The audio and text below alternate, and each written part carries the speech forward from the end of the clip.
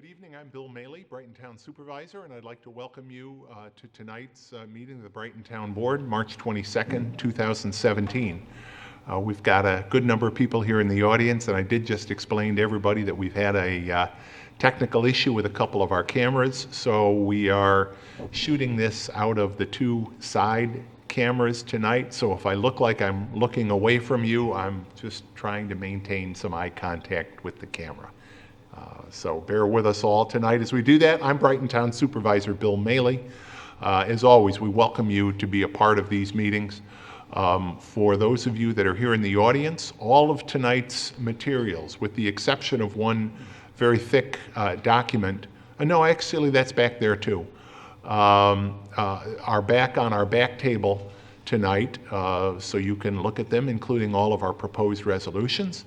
For those of you that are watching at home, either on cable channel 12, our community access cable channel, or streaming us on YouTube or live off of our website, you can look at all of the same materials. They're all posted on the Town of Brighton website, townofbrighton.org. In case of an emergency, for those of you that are here in the room, you will hear the emergency alarm sound. If you hear that, please leave the room immediately and exit the building, either by the door here to my right. If you take that door, turn right, go down the stairs, out the rear door, and outside Town Hall, move away from the building. Or you can exit through either of the double doors here at the back of this room. Again, go through the lobby, out the main front doors, down the front steps, and away from the building.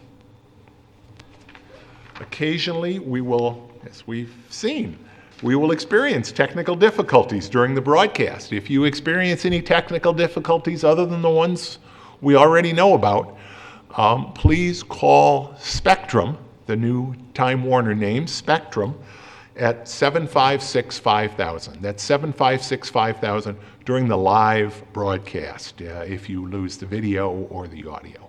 We're going to start with the pledge to the flag. I'm going to ask Councilman DePonzio to lead us, please. I pledge allegiance to the flag of the United States of America and to the republic for which it stands, one nation, under God, indivisible, with liberty and justice for all.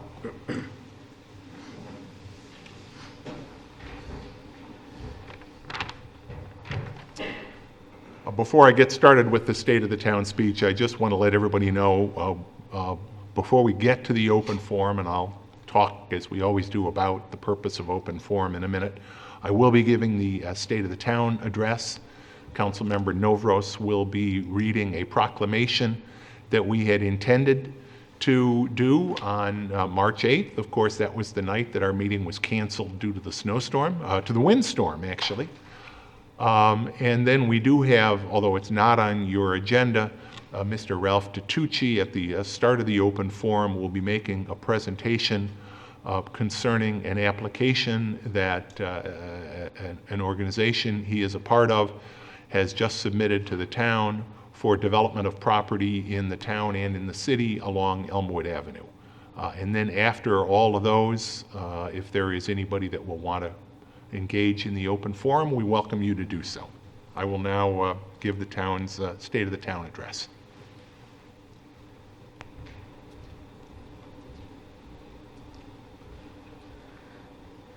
And I do want to welcome everybody and thank you for joining me here tonight for our annual State of the Town address.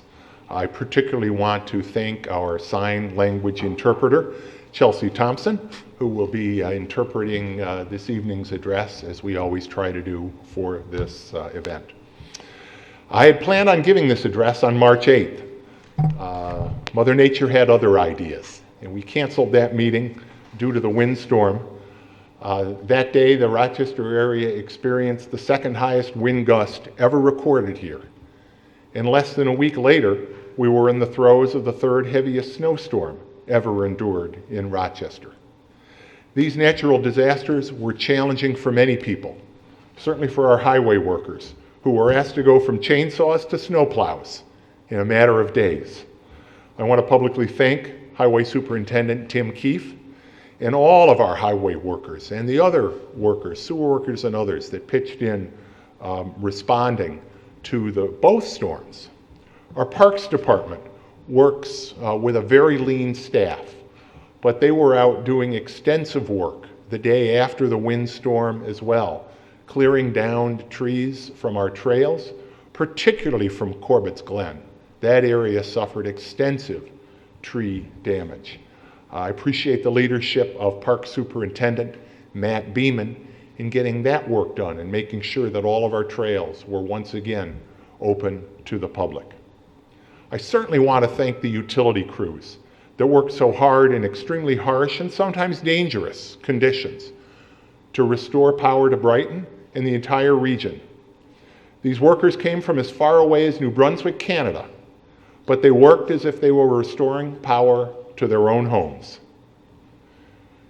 We are certainly grateful for their tireless efforts, but it does seem clear that just as the town of Brighton has questioned RG&E's failure to provide sufficient capital support for our neighborhood street lighting system, there are other areas where RG&E's operations and commitment to capital planning and capital expenditures still need improvement, in my opinion. Now, in the midst of these two natural disasters, the JCC of Greater Rochester became the target of not one, but two anonymous bomb threats. Let me be clear. These threats were hate crimes perpetrated against an organization that has brought health, culture, and life to people of all ages and all faiths in Brighton and throughout the region. Just as the Brighton and Pittsford communities responded last fall to the threat of hate speech left by an anonymous coward by dark of night, the entire community responded to these anonymous threats of hate against the JCC. Rabbi Peter Stein of Temple B'rith Kodesh used social media to invite friends to lunch at the JCC the day of the first threat, and scores responded to his invitation, including myself. The Islamic Center of Rochester, also located in Brighton, donated food and support, as did others, including Assembly Majority Leader Joe Morelli. Countless people used the JCC as a warming center in the aftermath of the storm, and that made the second threat even more vicious, coming as it did when the JCC was selflessly giving back to the community, opening its doors as a warming center. That Arnie Sohinki and the JCC did not waver in their willingness to open their doors and their arms to the community and the residents dealing with the storm demonstrates the remarkable role the JCC plays in our community. And Arnie, we will be forever grateful to the JCC, and we will forever stand resolute with you. Thank you very much. I have spoken in the past about challenges that the community faces. I dare say that none of us honestly expected some of the challenges we face today, both as individuals and as a community. This community, the Brighton community, stands united in support of inclusion. We stand as people who choose to worship or not to worship. And we stand together in the recognition that each of our faiths, be they Christian or Muslim, Jewish, Hindu, or some other faith, recognizes the essential brotherhood of mankind. And that in this community, dialogue and unity are and will remain mightier, stronger than anger and hate. But tonight we gather with good reason to celebrate the accomplishments of 2016 and to recognize the challenges we face in 2017 and commit ourselves to fortitude in addressing those challenges. Tonight we gather in a community with a long history and a bright future. Tonight we gather to rekindle our commitment to make Brighton the best hometown it can be for generations to come. I welcome the partnerships that we share with other levels of government. During the recent storms, we worked together to share information and to ensure that community needs were being met I welcome Sean Hart from Assembly Majority Leader Joe Morelli's office and Ashley Pallo from Senator Joe Robach's office tonight. Both Majority Leader Morelli and Senator Robach are in Albany tonight and can't be with us as work continues on the state budget. But I thank them both for their support of important projects in Brighton, like the Brickyard Trail, the Farmers Market, and so many more. I also thank them in their respective conferences for supporting state aid for local municipalities and for their work to ensure that the Brighton Central School District is fairly and fully funded. I also thank my colleagues here on the town board, Jim Vogel, Louise Novros, Jason DePonzio, and Chris Warner, each of whom are engaged in committee and community work far beyond what you see here on camera in meetings. It's a pleasure working with each one of you. I know County Legislator Josh Baroth had hoped to be here tonight. He is frequently here updating the community at these meetings on county government, and I appreciate that as well. Brighton is a special community that reflects three core values: education, diversity, and sustainability. The commitment to education is long-standing, and nowhere is it more evident than in the halls of the Brighton Central School District. People tell me again and again that they moved to Brighton because of the schools.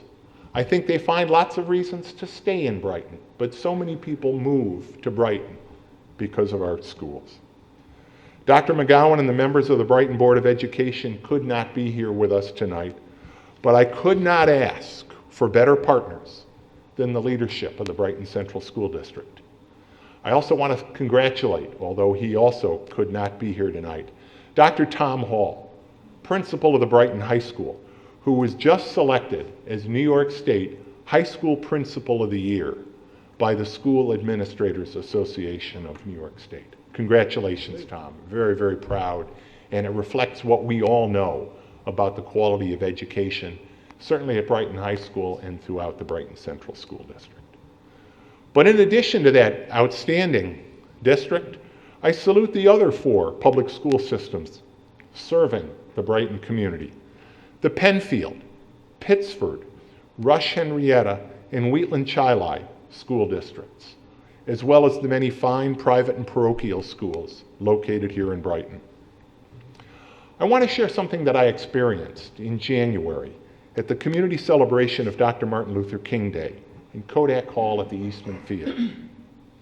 Each year, the Martin Luther King Day celebration features an essay contest open to students in the Rochester area about the impact of Dr. King.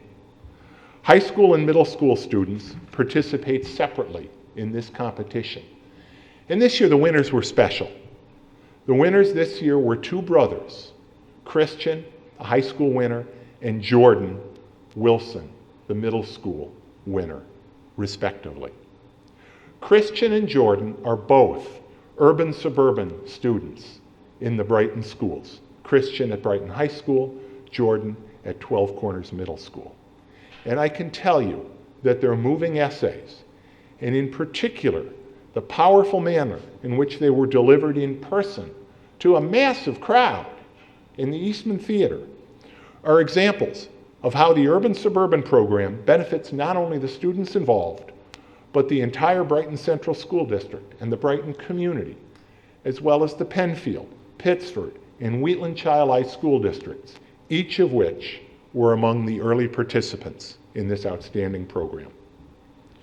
Brighton's focus on education is not limited to the 5 public districts serving our town. During the past year, Empire State College opened its new Brighton Regional Campus on Westfall Road. The campus offers adult educational opportunities in a LEED-certified, sustainable building and combines distance learning with opportunities to meet one-on-one or in small groups with faculty. Other educational institutions here in Brighton have also expanded or enhanced their facilities during the past year, including the first new building to be constructed and soon to open on the University of Rochester South Campus in Brighton. The newly renovated theater at Monroe Community College, which just opened last month, and a new auditorium at Mercy High School. Construction is also underway on an expansion at McQuaid High School, where science and technology issues will be the focus. Education at every level is a primary focus in Brighton, and it's that focus that draws people to our community and allows us to partner with the outstanding educational institutions we have for the benefit of all of our residents. Sustainability, the second core value I mentioned. Sustainability will help Brighton thrive as a leader in the 21st century.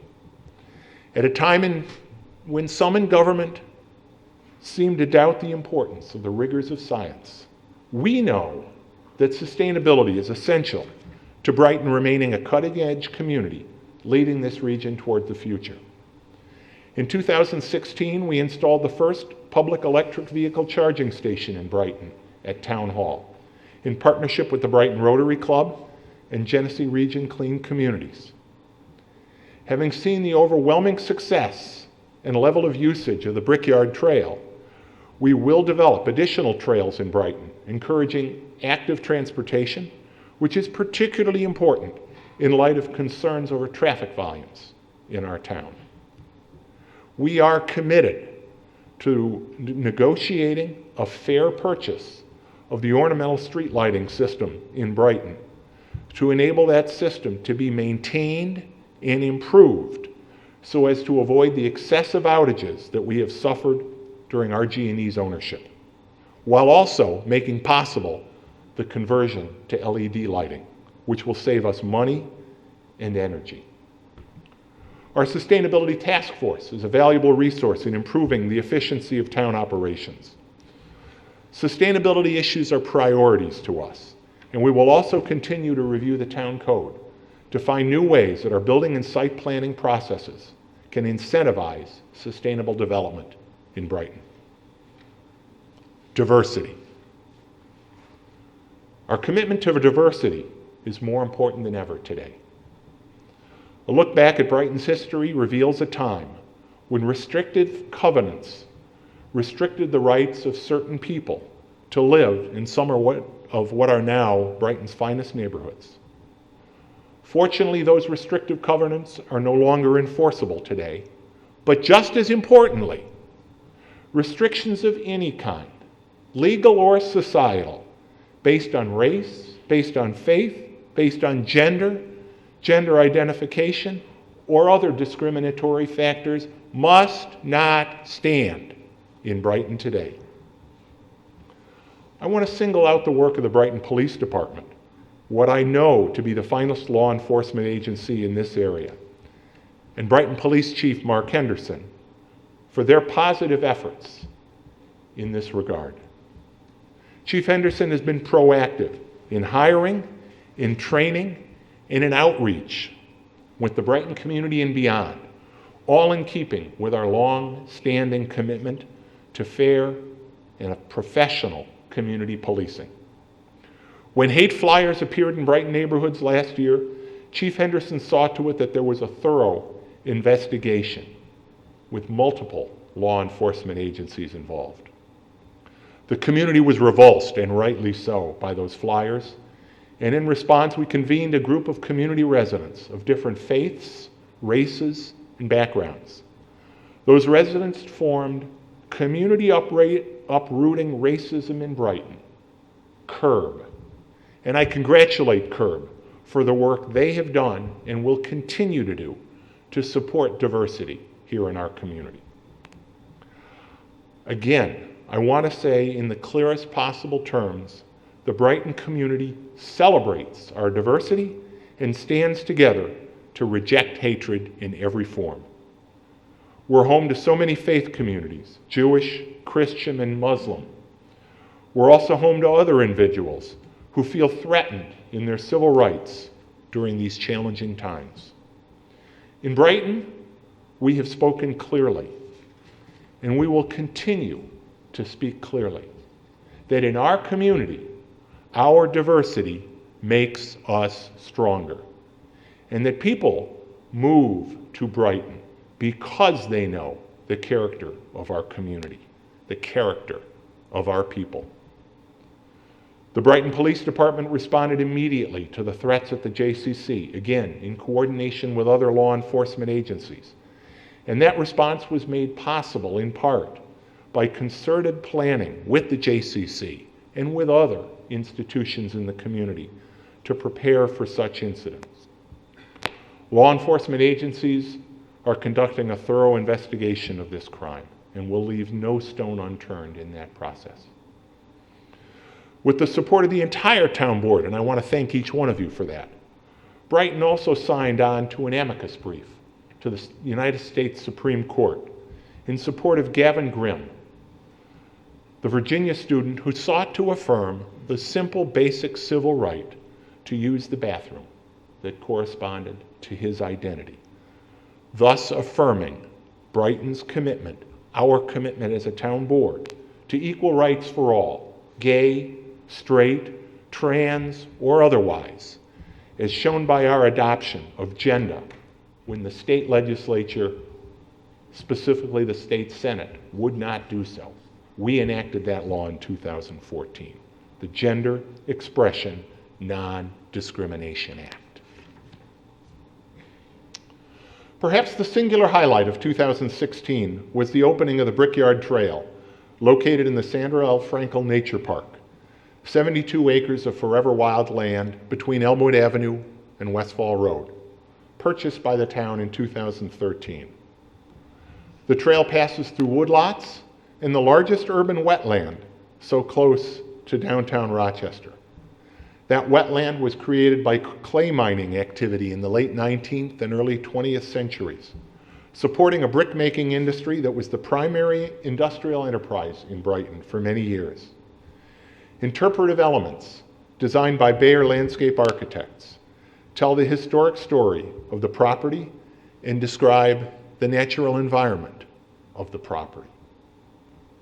The trail has already been honored by the Genesee Valley chapter of the American Public Works Association, which named it Transportation Project of the Year, and by the Rochester Community Design Center, which named it as a finalist for the Robert Macon Award for a project transformative to the community.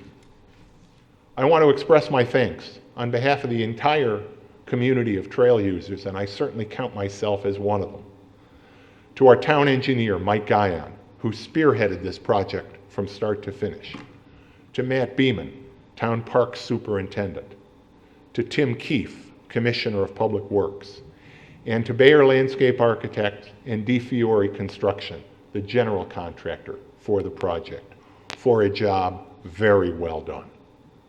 Thank you as well to Mary Jo Lanfear, town historian, who played and continues to play an important role in the telling of the story of the history of this special park and the history of the entire Brighton community, both in terms of landmark structures located throughout our community and in sharing and researching all elements of Brighton's history. Thank you, Mary Jo.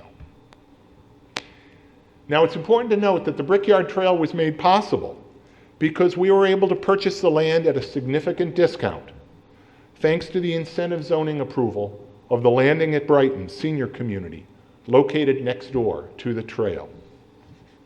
Nearly every park in Brighton exists, in whole or in part, because of amenities derived from incentive zoning approvals granted during the last almost 25 years by the town board. The Brickyard Trail is only the most recent example of how incentive zoning can work in multiple ways to benefit the community. Because at least in this case, along with the trail, the landing project, which was approved through incentive zoning, helped meet an identified need for senior housing in Brighton, and it increased the town's tax base. As I like to say, that's a win, win, win for the town of Brighton. The Brighton Memorial Library completed a thorough redesign of its award-winning facility in 2016, making the library more user-friendly for people of all ages.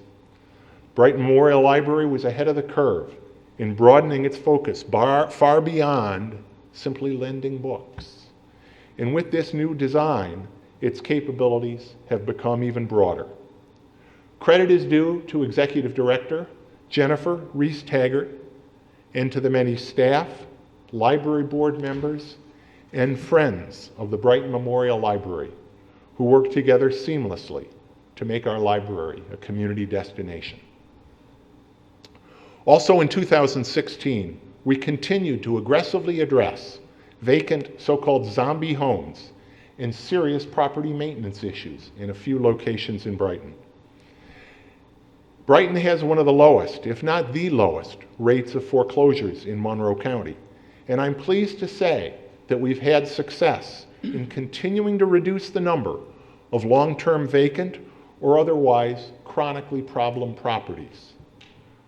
One of the very few increases in the town workforce since I became supervisor was to increase and reorganize code enforcement staff last year, to great success.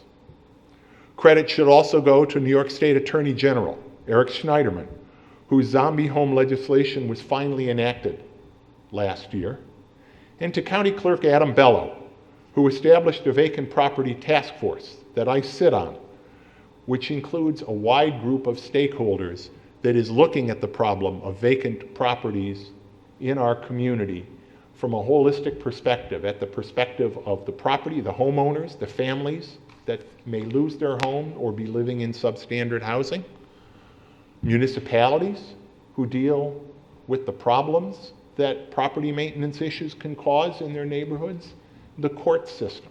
All of these are factors that are at the table in working with the community to address the so-called zombie home concerns. And we will continue to make those properties a focus of our efforts in 2017. Now, all of these projects and improvements in the ongoing day-to-day work that our town staff does, including some important infrastructure work during 2016 and looking forward to next year, came without impairing the town's financial condition.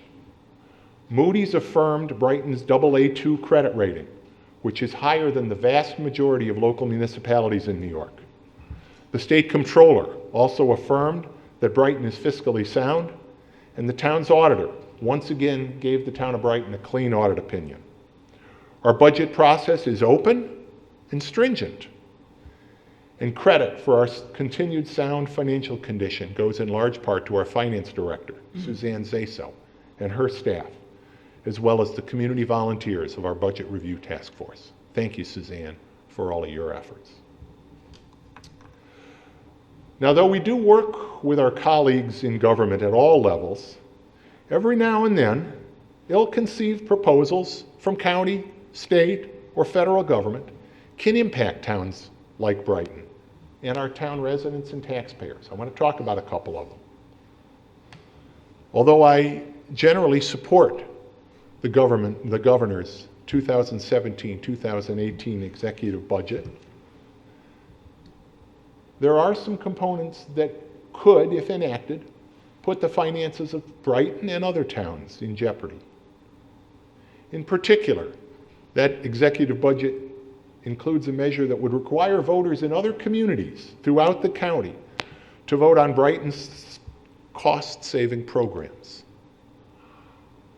My good friends of supervisors in these other towns, I know, are all working very hard with their communities' goals and interests and needs in mind. And I would not presume that we would vote on their cost reduction plans any more than it makes sense for the residents of Gates or Greece or Webster to vote on ours. Nor does potentially cutting already limited state aid to municipalities. And I, again, want to thank our state representatives, Majority Leader Morelli, Senator Robach. They've listened to these concerns, but I ask them both for their continued vigilance. Their houses have excluded these provisions from their so-called one-house budget bills.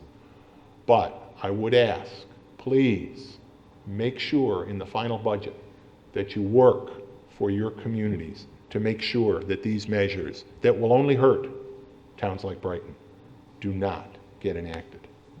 I also appreciate your help in sharing the message that New York State really doesn't have 10,000 local governments. You may have heard that number.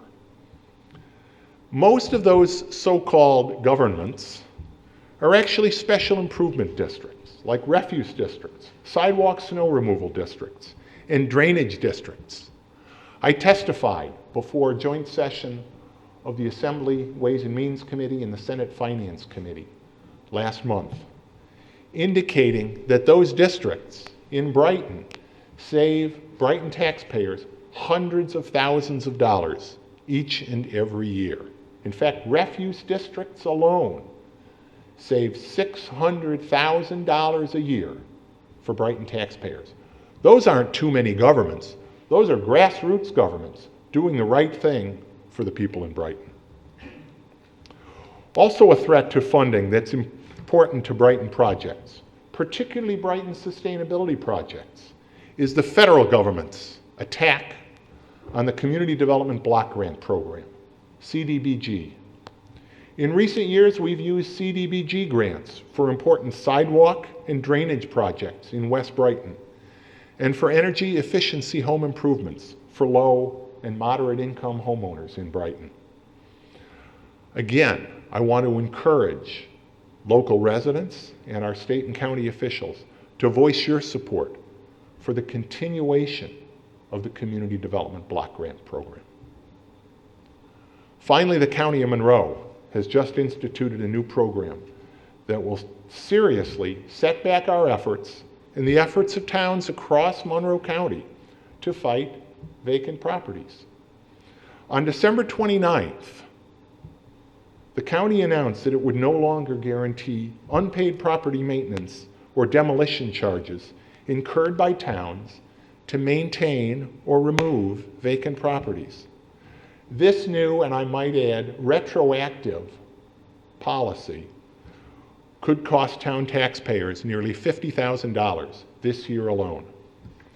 This misguided policy would make it more difficult for Brighton and every other community in Monroe County to address zombie properties and other properties whose owners are unwilling or unable to properly maintain them.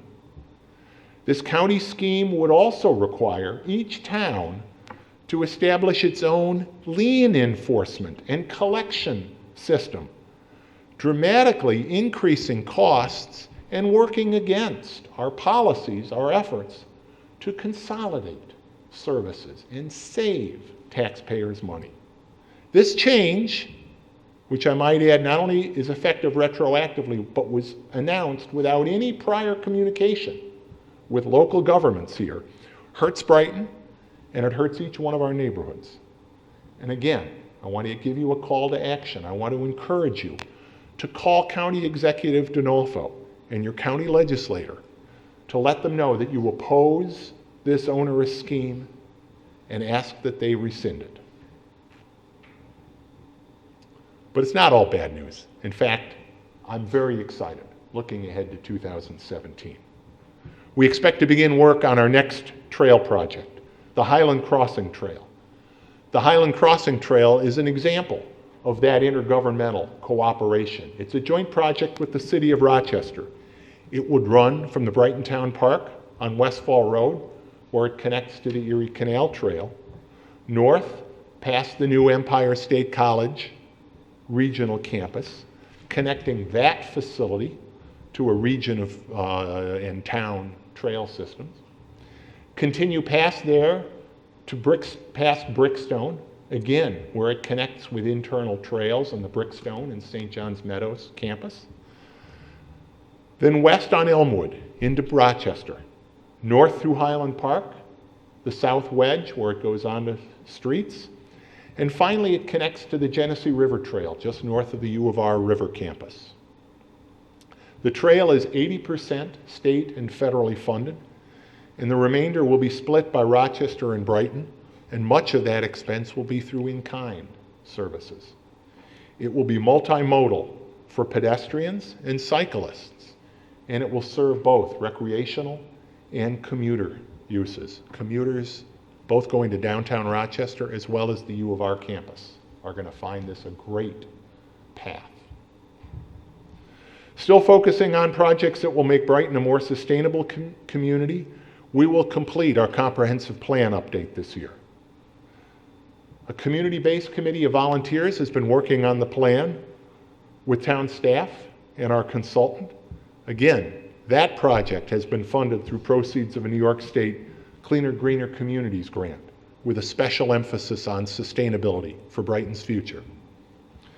This plan will be a roadmap that will assist us as we continue to strive towards reducing our carbon footprint and our energy costs and improve our land use planning. We place a high priority on our community-based planning projects, and I want to thank Town Planner Ramsey Boehner for your years of progressive planning and deep experience in working with residents and with developers that helps us all find the right balance as we make important development decisions for the community. This year we'll also see progress towards filling the sidewalk gap on the north side of Elmwood Avenue as part of the Monroe County DOT project to install a traffic signal and left turn lanes at the corner of Elmwood Avenue and Lac DeVille Boulevard. In 2016, we made great strides towards completing the Monroe Avenue Green Infrastructure Project, and we will continue forward in 2017 with the goal of completing that project in 2018. Iconic new bus shelters were recently, during a break in the winter months, were recently installed as part of an effort to re-emphasize transit operations along the Monroe Avenue corridor. Town Engineer Mike Guyon, thank you for your commitment to this project and to sustainable projects of all kinds. Tim Keefe, again, thank you for administering so much of the administrative and public work that we do that may not always seem very exciting, but is critical to maintaining our quality of life. We'll soon begin construction of our new home for the Brighton Winter Farmers Market in Buckland Park. First, we'll be renovating an existing concrete block barn in phase 1 of the project and build an extension to that barn, as well as parking and other components of the market in future phases. The Brighton community has embraced the farmers market, both winter and summer, and I can't give Market Director Sue Gardner-Smith enough credit for all the work you have done to make the market an important gathering place. Again, both the summer and the winter market for the entire community. And again, I've got to thank, because Assembly Majority Leader Joe Morelli has been instrumental. Joe comes out every year for the ceremonial vine cutting that starts the summer market, and without Joe's help, we would not be proceeding ahead with this winter market facility. Buckland Park will continue to become the focal point for more and more community activities. We've begun planning a new home for our recreation department, a community center that will reflect the needs and aspirations of our community. And we have begun to discuss how such a project can and will be financed. I am personally committed to this process and then developing a community center that will serve all of Brighton. Becky Cotter, our recreation director, works closely with me on this vision and in serving the recreational needs of Brighton residents, from toddlers to seniors.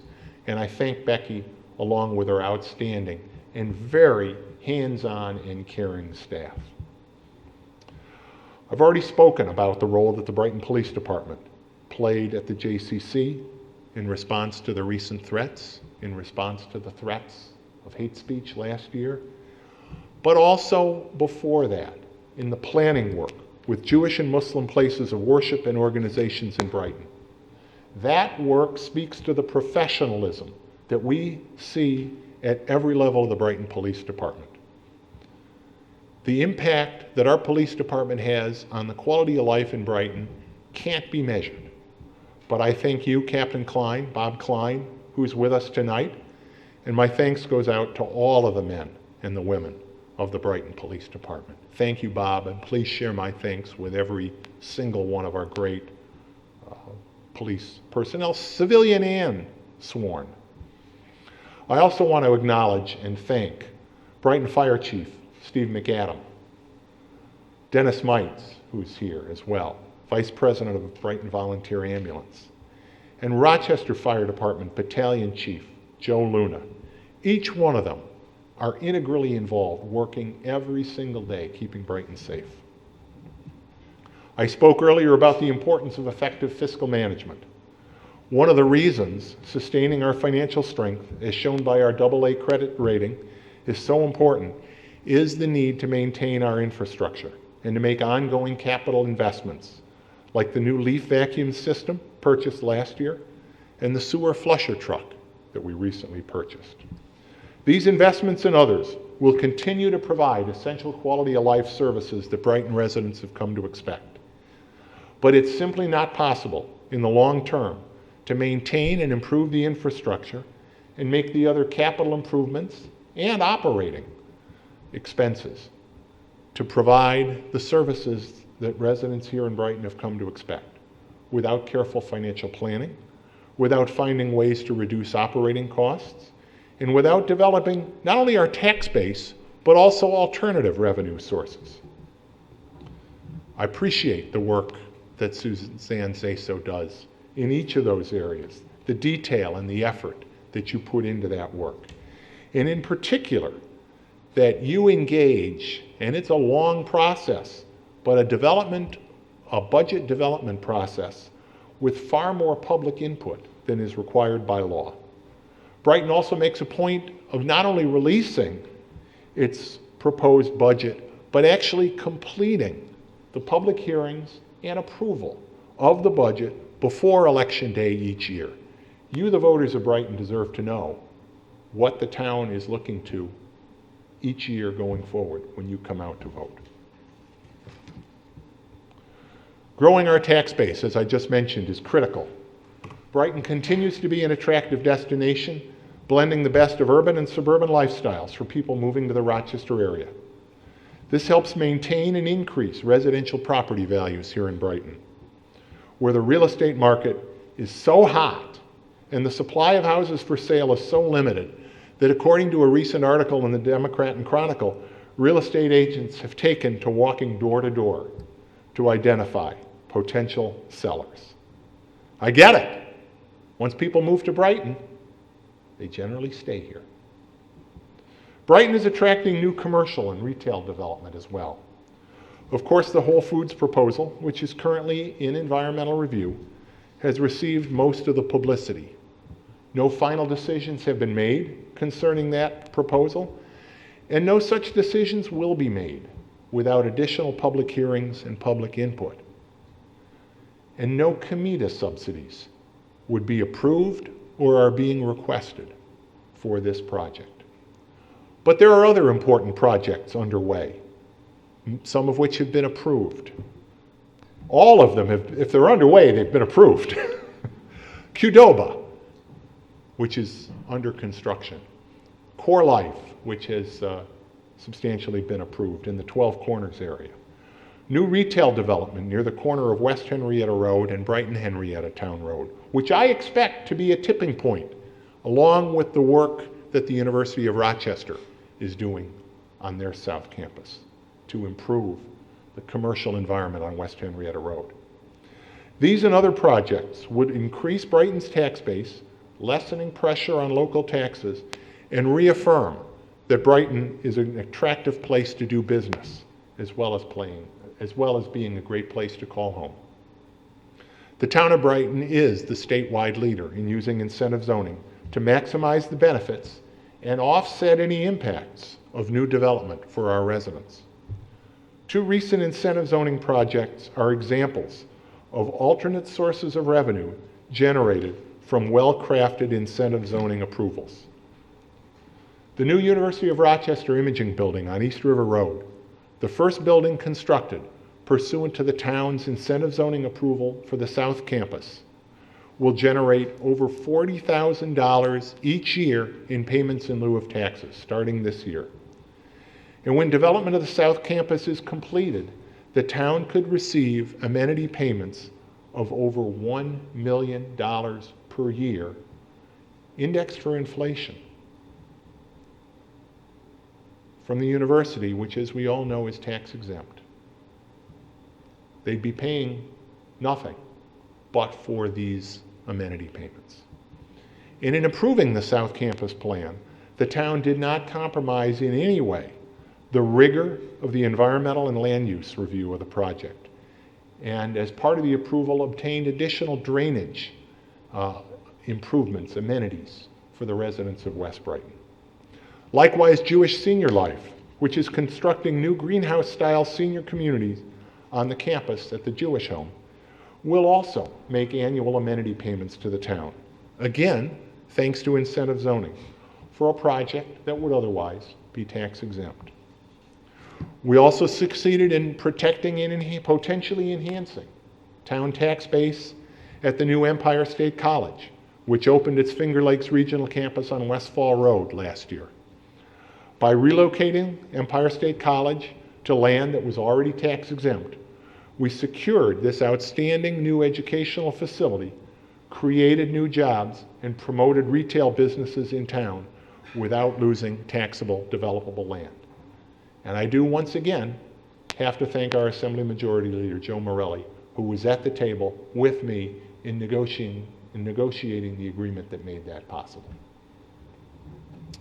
Town Clerk and Receiver of Taxes, Dan Amon, has led efforts on purchasing projects for the town and other ongoing administrative and operational projects, in addition to your broad duties as Town Clerk and Receiver of Taxes. And informally, as Town Ombudsman, people come into Dan, whatever their problem might be. And they do that because of his willingness to go above and beyond the scope of traditional services you might get otherwise in a clerk's office. He provides top-notch customer service to thousands of people that use his office each year. Whether they come in for passports, dog licenses, freedom of information, or other requests, residents come away giving compliments for the service they've received. Even people paying taxes appreciate the reserved parking spaces and your willing ear to listen and answer questions about their tax bills or about other town services. I've said it before, and I'm going to say it again today. Dan Amon and his team in the town clerk's office offers a better a better combination of technology and old-fashioned customer service than any other municipal clerk's office I know of. Thank you, Dan. Judges Karen Morris and John Falk have many years of legal experience and judicial experience that they bring to their jobs here in Brighton. The matters that come before them might be considered minor by some to the matters that come before some other courts. But to the parties involved, justice in town court is often the most important life issue they face at that moment. Judges Morris and Falk both treat every party appearing before them with respect. And with their many years of legal and judicial and community experience, they serve with a commitment to justice and fairness. We can be proud of the Brighton Town Court, your staff, Judges Morris and Judge John Falk. Thank you for being here tonight, John. In the face of the threats, in the face of the challenges, it might be easy to get angry, lose focus, lose hope. But knowing that the town of Brighton is committed to those three core values of education, sustainability, and diversity give me confidence that no matter the challenge, the people of Brighton will look to their community with pride. Let me say it again. In Brighton, we must reject hate, but we also must seek to reject anger, because anger simply begets anger. I encourage members of the Brighton community to work together, to break bread with your neighbors, and to support community groups that are working to make a difference in Brighton and in the Rochester area. You've done that, and I'm proud of every single person that volunteers, that goes out nights that works with refugees, with other members of the community. You make this community a better place. And it's because of people like you that I'm honored to serve the people of Brighton, and I'm proud to call Brighton my home. We stand on a strong base, and as I've said tonight, we're planning for an even stronger future. A future where we continue to be a leader in municipal sustainability, a leader in education at all levels, and a leader in welcoming diverse populations and celebrating the diversity that makes Brighton stand out from other suburban communities. None of this happens without people that are committed to those goals, to our neighborhoods, and to our community as a whole. And people who demonstrate that commitment every day by building bridges to bring us closer together as a community and as neighbors. Please join them, and please join me in committing to continue to work to support these core values that make Brighton great. Thank you.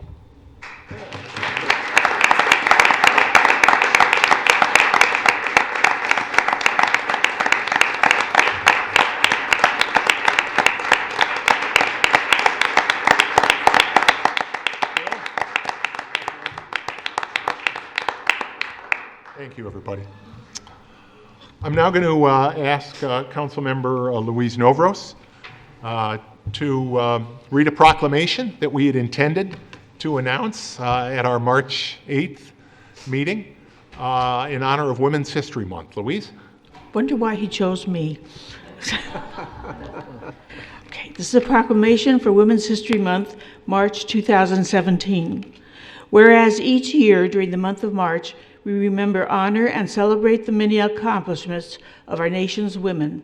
And whereas the theme for Women's History Month 2017 is honoring trailblazing women in labor and business, which specifically focuses on recognizing and honoring women who have over the years successfully challenged the role of women in both business and the paid labor force. And whereas throughout our nation's history, there has always been social and legal structures that have kept women's labor underappreciated and underpaid. Although women have always worked, often their work has been undervalued.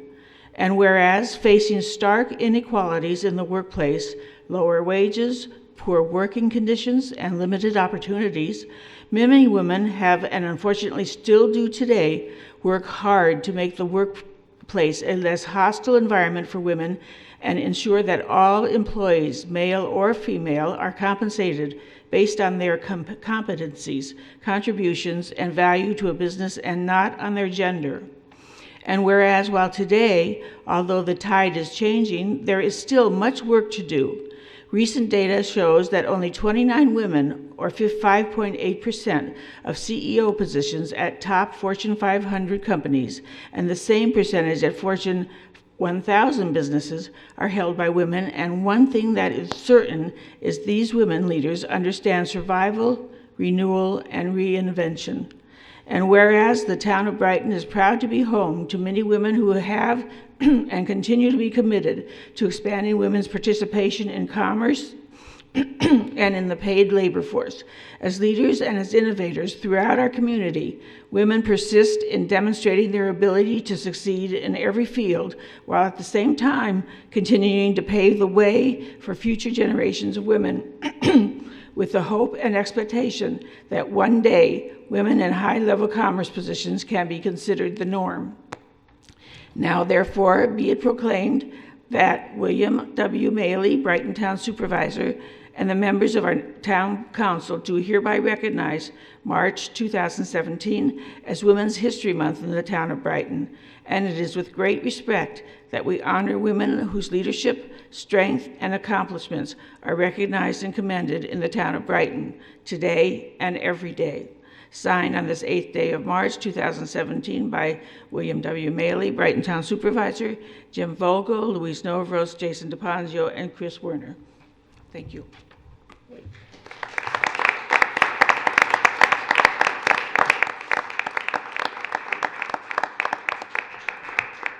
Thank you, Louise. I should have gotten you a glass of water. That was a lot to read.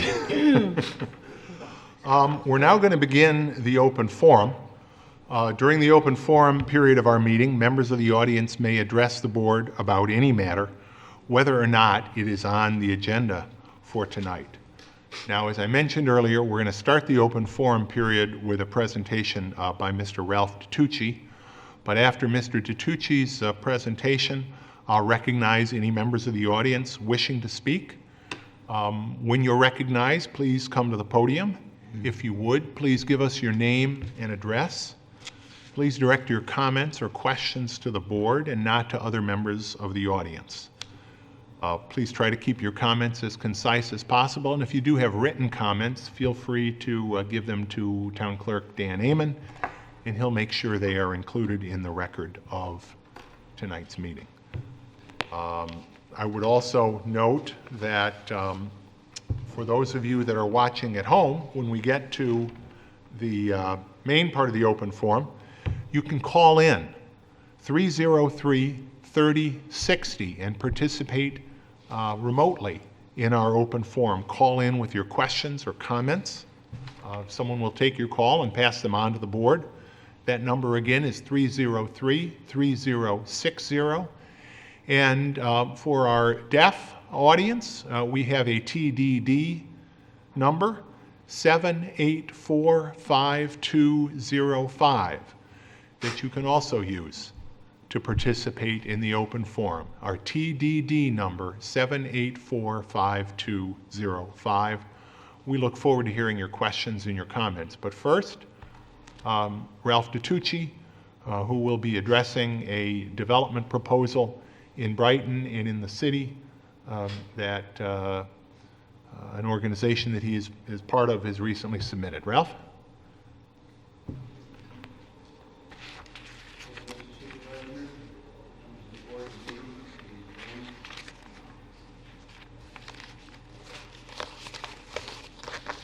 Maybe you can turn that a little more to, yeah, thanks, Ralph.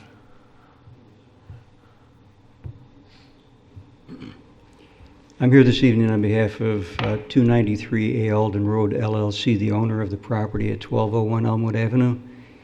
And I have to confess, Mrs. Supervisor, I've been sitting here trying to think, what could I possibly say tonight to follow your dynamic State of the Town speech, but I'll do my best. I'm here before the board this evening to provide an update on our application for the redevelopment of the property, formerly known as the Terrace property. It's was part of the Rochester Psychiatric Center, and it was a psychiatric hospital. The project is divided between the city of Rochester and the town of Brighton. Approximately 10 acres are in the town of Brighton and 17.5 acres are in the city of Rochester. The portion of the property that's located within the town of Brighton is currently zoned RLB, low density, residential low density, and our proposal is to redevelop the property as part of an overall mixed-use development in conjunction with the city of Rochester's property, which is currently zoned institutional development district, and modify that zoning to a planned development district, as it's no longer functioning as a part of the Psychiatric Center Institute. Excuse me. The portion of the property that's located in the town of Brighton, we're proposing to have a combination of multiple family residential dwelling units, similar to those that are located on the Brickstone property immediately adjacent to the east of us. That will be comprised of 11 buildings, 1 stories, 2 units per building, much like the bungalow units that are located at the Brickstone property today.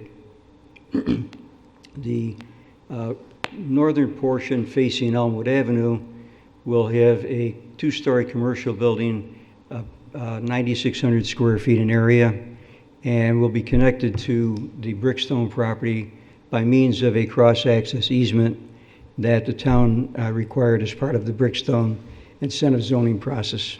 Thank you. I told you were going to be hard to follow. I can sympathize. Excuse me. So, The remainder of the portion of property that's located in the town of Brighton, which would be the southern end, is encumbered currently by a New York State DEC federal DEC wetland that occupies the space immediately adjacent to the conservation easement on the Brickstone property, a portion of which contains the trail system that the supervisor spoke of earlier tonight. Our intent is to take that portion of our property, which is encumbered with the wetland and the 100-foot buffer that goes with the wetland, and also make that a conservation easement. And if DEC will permit us to, continue to have a trail system integrated in our portion of the property that would connect to both the trail system at St. John's Brickstone as well as to the Highland Crossing Trail, which will be coming down along our east property line.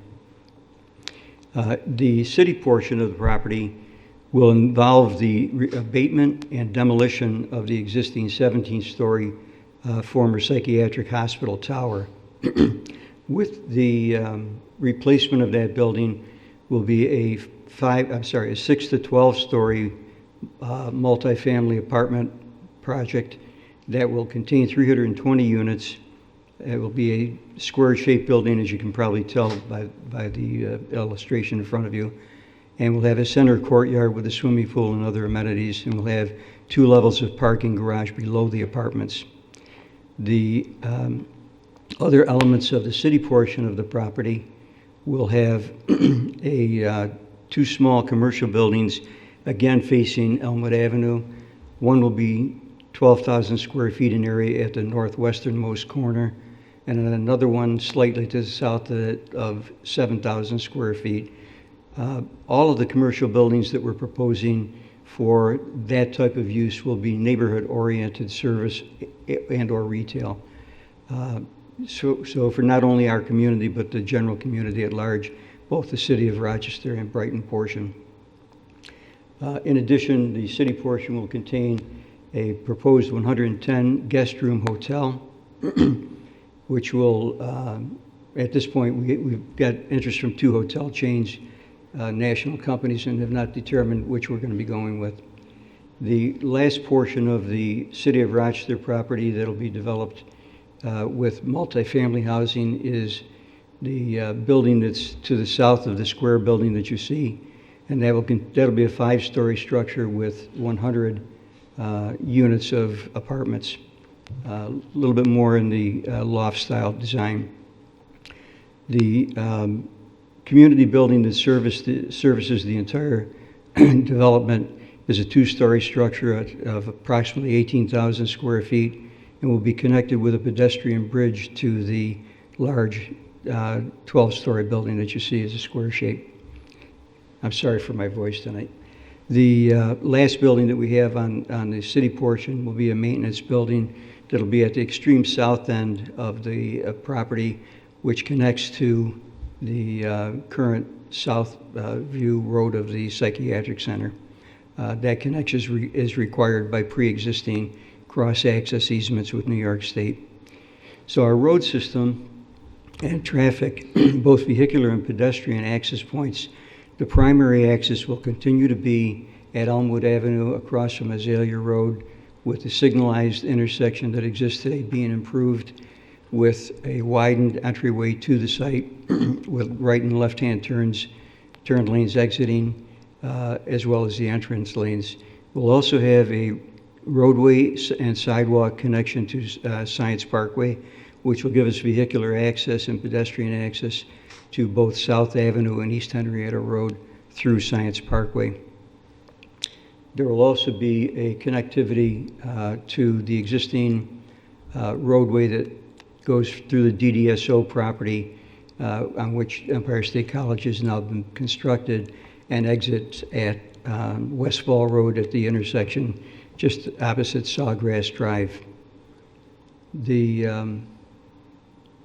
applications for both the city and town have been submitted as of last week and will be undergoing consideration by the town board for the Brighton portion of the property under incentive zoning, and if they consider it worthy of further consideration, may recommend it to the planning board for review prior to any action being taken.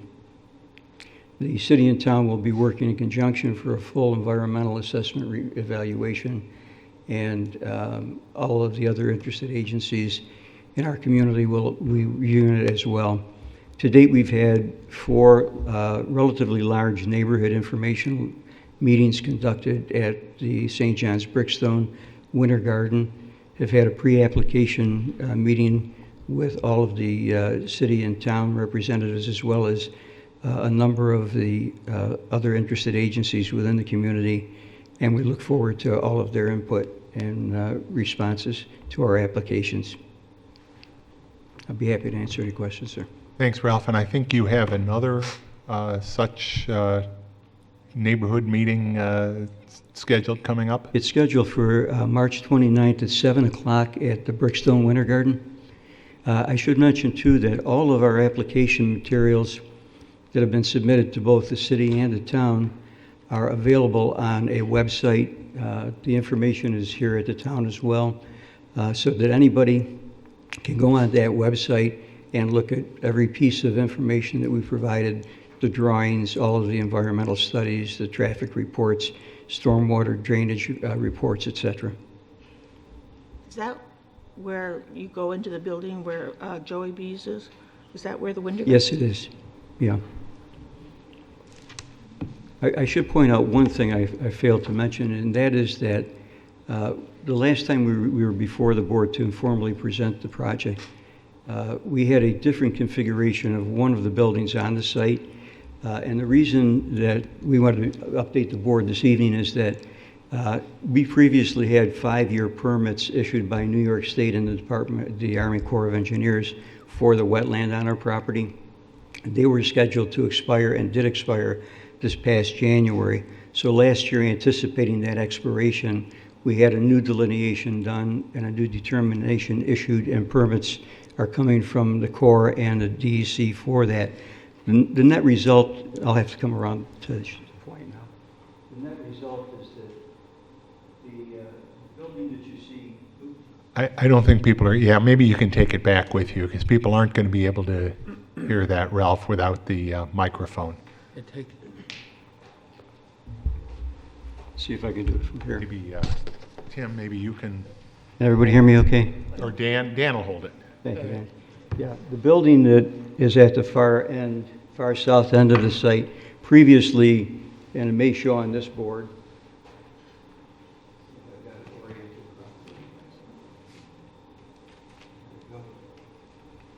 It was previously a T-shaped building. Thank you. When we had the redelineation done, we learned that the wetland had not grown, but it had shifted its course slightly. The shifting of that course also shifted the 100-foot required buffer from the wetland, and that prompted us to have to redesign this building from a T shape to an L shape, because we also have a stormwater easement that runs through the property and services the city of Rochester. So that's the only difference in terms of the physical plan from what's been presented previously. And that Ralph, oh, excuse me. that whole row is the two, the buildings that are 2 to 1 above it. Those are the bungalow type. Yes, these will be the same as the Brickstone type of bungalows. And this is the roadway connection to Science Park here. All of one other thing I failed, I'm sorry, one last thing I failed to mention also is that all of our road systems, sidewalks, and utilities will be located in the city of Rochester, and they'll be privately owned and improved and maintained, so that there won't be any expense on the part of the town for the improvement or maintenance of those facilities. So in other words, and this is something that Ralph has discussed in the pre-application meeting and in the several neighborhood meetings that have already been held, that street that runs in front of those 11 bungalow buildings is actually located in the city of Rochester. The driveway crosses, for each one of them, crosses into the town of Brighton. Yes. The biggest challenge besides Mother Nature shifting with the wetlands, I think the public should hear at least an explanation of how you're going to remove the Terrence building. I mean, that in and of itself is a monumental challenge that It is. is impressive as to how you're going to do that. Yeah, the existing Terrace building is a 17-story structure. It was originally constructed in 1957 and has been vacant since approximately 1997. The building, when constructed as a reinforced concrete structure, had a lot of asbestos product used in its construction, and some of that asbestos, unfortunately, is in the exterior wall cavity behind the brick that you see. And the only way to really abate that asbestos is to remove the brick to be able to get at it. So we originally had hoped to implode the building, and that's not going to be possible. So in lieu of that, we've looked at alternative methods of dismantling the building, and we're going to have to basically fracture the concrete beams within the building and lay the exterior walls down on the work platform to be able to first remove the brick and then remove the asbestos. So it's going to be roughly a one-year process to abate and demolish the building. And of course, all that work will be done by licensed asbestos Yes, abatement yes, absolutely. contractors. Yes, there's a pretty onerous procedure for both the pre-abatement, abatement, and demolition process on the part of the city of Rochester. I'm sure that you've heard all the banter back and forth about Monroe Avenue and Whole Foods and the traffic problem. Yes, ma'am. I'm concerned with this as Elmwood Avenue and the traffic problem that it will bring. You said one of them was 700 units, No, there'll be 522 units in total. so you can think of 500, at least 500 cars additional to what, I live right over here, and it's very difficult to get out onto Elmwood Avenue 2 or 3 different times of the day. That's one of the key reasons that we were able to affect the access to Science Parkway from the city, to have secondary access for the property as well. And you said that there's also going to be onto Westfall Road and then also through the property to South Avenue? Yes, the Science Parkway roadway is currently, it's a cul-de-sac, and currently its only point of access is on South Avenue, just immediately north of the intersection of South Avenue and East Henrietta Road. And you're going to put an extra signal? That's already a signalized intersection, yes. Any other questions from the board? Thank you, Ralph. Thank you, Mr. Supervisor. Obviously, we'll be hearing more, and as you noted, on the agenda tonight is the consideration of referring this project to the planning board. Okay, now we will, thanks for everybody that has waited patiently. We will continue with the open forum portion of the meeting. Is there anyone that would like to address the board during the open forum portion of our meeting? Yes, sir, come on up.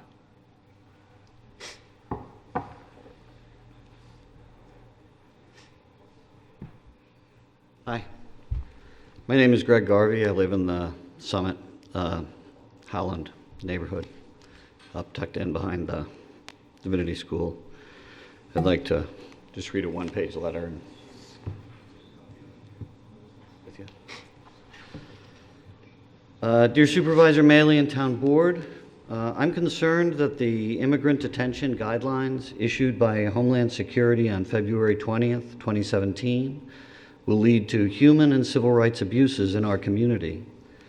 The guidelines give unlimited discretion to the judgment of immigration officers. They presume the guilt of people accused of crimes, even if they have not been charged with crimes. They also call for a rapid increase in the quantity and speed of arrest, detention, and deportation of persons who may be our neighbors. National reports of ICE raids and mass arrests are disheartening. The threat of violence against the Brighton JCC on March 7th is part of a larger change in standards of civility. The new immigration policies will undermine our local authorities and thereby impinge on our rights of self-government. I have confidence in our local institutions, including the police. But I consider detentions and deportations under these guidelines to be un-American in spirit and unlawful in fact. The power that this memorandum gives to immigration services will disrupt any community it enters, sowing distrust among neighbors. Reports that ICE officers routinely announce themselves as police in early morning raids must already have changed the way many of our townspeople see the dedicated men and women that enforce our laws. The February 20th memo also seeks to expand the federal-local partnerships called the 287G program. Terming this program a highly effective force multiplier, the Homeland Security Secretary seeks to enlist our town police to participate in a process of rapid, large-scale incarceration. Unless trends symbolized by this policy are resisted by local civil and law enforcement officials with the aid of peaceful citizens, these trends will produce an ethnic cleansing that will make us infamous. I feel it is imperative that you and our town oppose this strongly and publicly. I therefore ask that the board and supervisor work with our law enforcement leaders to formulate a local policy that addresses the specifics of the February 20th, 2017 memo. Specifically, I ask that you affirm that the Brighton Police will not request inclusion in the 287G program. I ask that you affirm that the Brighton Police will not detain any person on behalf of Immigration Services unless that person is suspected of a crime for which an American citizen would be detained. I ask that you affirm that no local tax dollars will be used to support these immigration policies. I ask that you affirm that the Brighton Police will not ask the immigration status of any person unless it is directly relevant to an investigation. I ask that you resist providing information to immigration agencies until all possible legal protections of privacy have been exhausted. Above all, I ask that you and the town board define and publicize a policy that clarifies exactly how our town authorities will address the challenges to neighborly civility that are so deeply undermined by current immigration policy. Respectfully yours, Greg Garvey. Thank you, Mr. Garvey, and I appreciated your earlier communication with me and the opportunity that you and I had to, talk about the issues you've raised. And it is something that Chief Henderson and I have discussed at some length, and I know that will continue. It's interesting, you may not have even used the term that so many people are discussing, sanctuary city, which is really not a legal term per se, but you did certainly enumerate a number of issues that are out there. Let me try to take a stab at where we're at, because it is something that the chief and I have been discussing, that force multiplier term. I can certainly tell you that, as I said before, we do view the Brighton Police Department as the finest police department in the state of New York. We do not view the Brighton Police Department as a force multiplier. That's a quotation from the memo. I'm aware of that. New York State Attorney General Schneiderman has issued some legal guidance to communities in what law enforcement must and need not do, and that's something that our town attorney, Chief Henderson, and I are both working with. I know the city of Rochester and other departments are at various stages of reviewing our policies. Every department's policies are different. This is somewhat different than writing a law. We're not starting from a clean slate. We're starting with existing policies, and it's important that we review them to determine whether they comport with how we intend to operate as a police agency during these times, during any times. So that's a process that's ongoing. In doing that, we are certainly going to be reviewing the Attorney General's guidance. And, you know, what other agencies like the City of Rochester, you know, Chief Henderson last year was the head of the Law Enforcement Council, works very closely with Chief Simonelli. Mayor Warren and I certainly communicate on a regular basis. So we're going to be taking all of those elements into account as we review what our policies are. And so I appreciate your taking the time to come in, and I think it's fair to say there's more to come. And you're certainly not the only person that is asking questions, although your statement today certainly goes into, important detail that I do appreciate. So thank you. Is there anyone else that would like to address the board during the open forum? Ray? Welcome home. Welcome home. Chris, how's that seat? I was going to offer it to you, Ray, if you...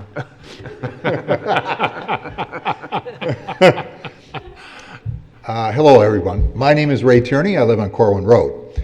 And I'm here tonight to give a state of the audience. Oh, The audience is fine. good. Really, what I'm here to do is to announce and have people save the date. Historic Brighton is planning an event in June.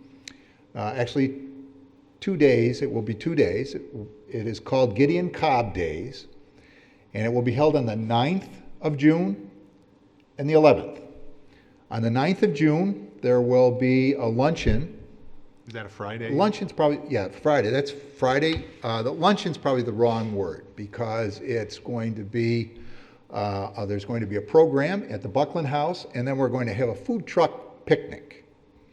And there will be, as I said, a program, and also we are going to be, Historic Brighton is going to be giving out the first Leo Dodd, and we haven't got it hasn't been completely fleshed out what it's actually going to be called, but it's going to be in honor of Leo Dodd. And we look then to Sunday on the 11th, we're going to gather at 2 o'clock at the trailhead, the Brickyard Trail. And we're going to walk the trail, and this is really Historic Brighton's attempt to sort of broaden our appeal. This is going to be a family event. We're going to encourage families to walk the trail. It's going to be it's a nature walk. We've actually got some things that we're planning for kids.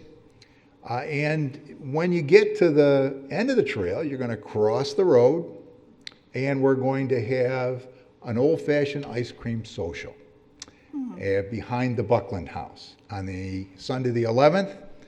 And so there's going to be more on this, but we've finalized the date and exactly what we're going to be doing. And I just thought as long as I'm here, I would sort of plug the event a little bit. Again, the 9th of June. And at 2 o'clock on Sunday, the 11th, an old-fashioned ice cream social after we walk the Brickyard Trail. Thanks. Fantastic, Ray. Thank you very much. Thanks to Historic Brighton for putting together an event like this. I'm looking forward to it. Is there anyone else that would like to address the board during our open forum tonight? Hearing none, we'll proceed with the agenda. Can I have a motion to approve tonight's agenda? So moved. Second. Dan, please call the roll. Councilmember Vogel? Aye. Councilmember Novros? Aye. Councilmember DePonzio? Aye. Councilmember Werner? Aye. Supervisor Maley? Aye. A motion to approve and file the town board meeting minutes for the February 22nd, 2017 board meeting. So moved. Second. Any discussion? Dan, please call the roll. Councilmember Vogel? Aye. Councilmember Novros? Aye. Councilmember DePonzio? Aye. Councilmember Werner? Aye. Supervisor Maley? Aye. We have no public hearings tonight, no bids. For those of you that have been sitting here for a while, that's good news. A couple items of communication, both of the bittersweet kind. Correspondence from Mark Henderson regarding a retirement notice from investigator Gary Chula. Gary is retiring April 2nd, 2017 after serving 40 years. Now, I've known Gary a long time. From the looks of him, that must mean you hired him when he was about 12, right? Was hired in 1977. When he was 12? When he was about Because he 12. doesn't look He doesn't look possibly old He doesn't look enough. 67. Well, I won't say it. good, because I might, it might impugn me as well.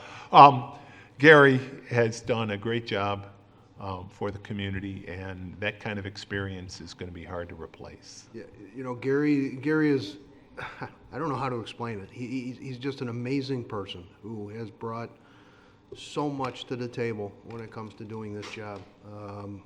I have worked side by side with him on so many jobs. I mean, he taught me how to do this job when I came on the job. The real depressing news out of all this is that once Gary leaves, now I'm the most senior member. But I'm still a rookie compared to him. So it is a tremendous loss for the department. But we wish Gary all the best in his future. He's been here a long 40 years is a long time for anybody in this line of work. It really is, because it takes a toll on you. And but Gary seemed to take it in check. He loved his job.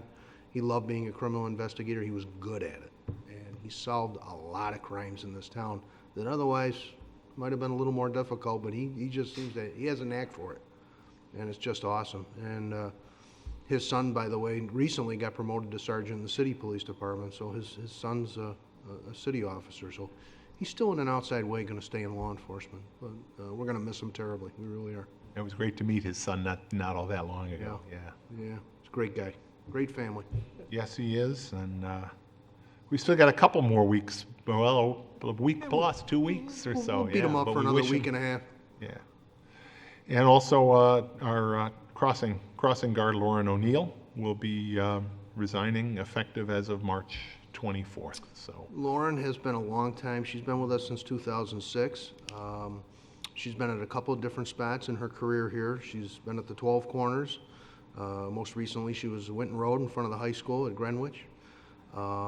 She's going to be leaving us this Friday. It's her last day. So if anybody's driving down early in the morning or in the afternoon and sees Lauren standing there, maybe stop and wish her the best. She does have a full-time job at Strong Memorial Hospital, which she has had pretty much the whole time she's worked for us. Her time's starting to get a little short as far as being able to juggle both. So she felt it would be better to give some more attention to what she's doing at Strong, because she has a good position there. And but she has asked to hopefully stay on in a per diem position. So we'll see how that goes, and hopefully we will be able to keep her on in some capacity. And good. she enjoys doing it, and she's good at it. Well, we thank her as well. Countless thousands of yeah. school kids she's helped cross safely, and I think it's her service and all of our crossing guards' service is reflected in the recognition over the years that the AAA has given to our crossing guards, and they're part of the police department, so it's also really recognition for the police department at their annual crossing guard breakfast. So we appreciate Lauren's work, but we certainly understand full-time job. It's got to take priority. So can I have a motion to receive and file those two letters? So moved. Second? Dan, please call the roll. Councilmember Vogel? Aye. Councilmember Novros? Aye. Councilmember DePonzio? Aye. Councilmember Werner? Aye. Supervisor Maley? Aye. Committee reports. Chris? Bill, we had a Community Service Committee meeting this morning at 9:30. We've continued discussion of a number of items dealing with the parks, Corbett's Glen. The committee formation is complete, and we have to set up our anticipated meeting schedule and agenda there. And Councilwoman Novros has asked that she be permitted to serve, and certainly it will be open to the public, and it may be myself and/or Louise on the committee. We're looking forward to that group. It's a very important, some very important issues there regarding the Glen usage. Upper Glen parking is an issue because of spillover of cars out onto the neighborhood streets nearby. And I know, Bill, you were going to have the opportunity to meet with Rabbi Katz at Temple Sinai. Perhaps that's one outlet. And also the question of whether or not there's any potential for expansion of on-site parking there. All different options we're discussing, and want to look at the pros and cons. Brickyard Trail, the 5K race is scheduled for 4th of July, and the thought was that it might be nice to open that up as part of that run route. Matt Beeman contacted the Fleet Feet sponsor, who are willing to consider that. At the same time, they note that that would mean they probably have to redraw the course and recertify the course, and that's important to serious runners, certainly.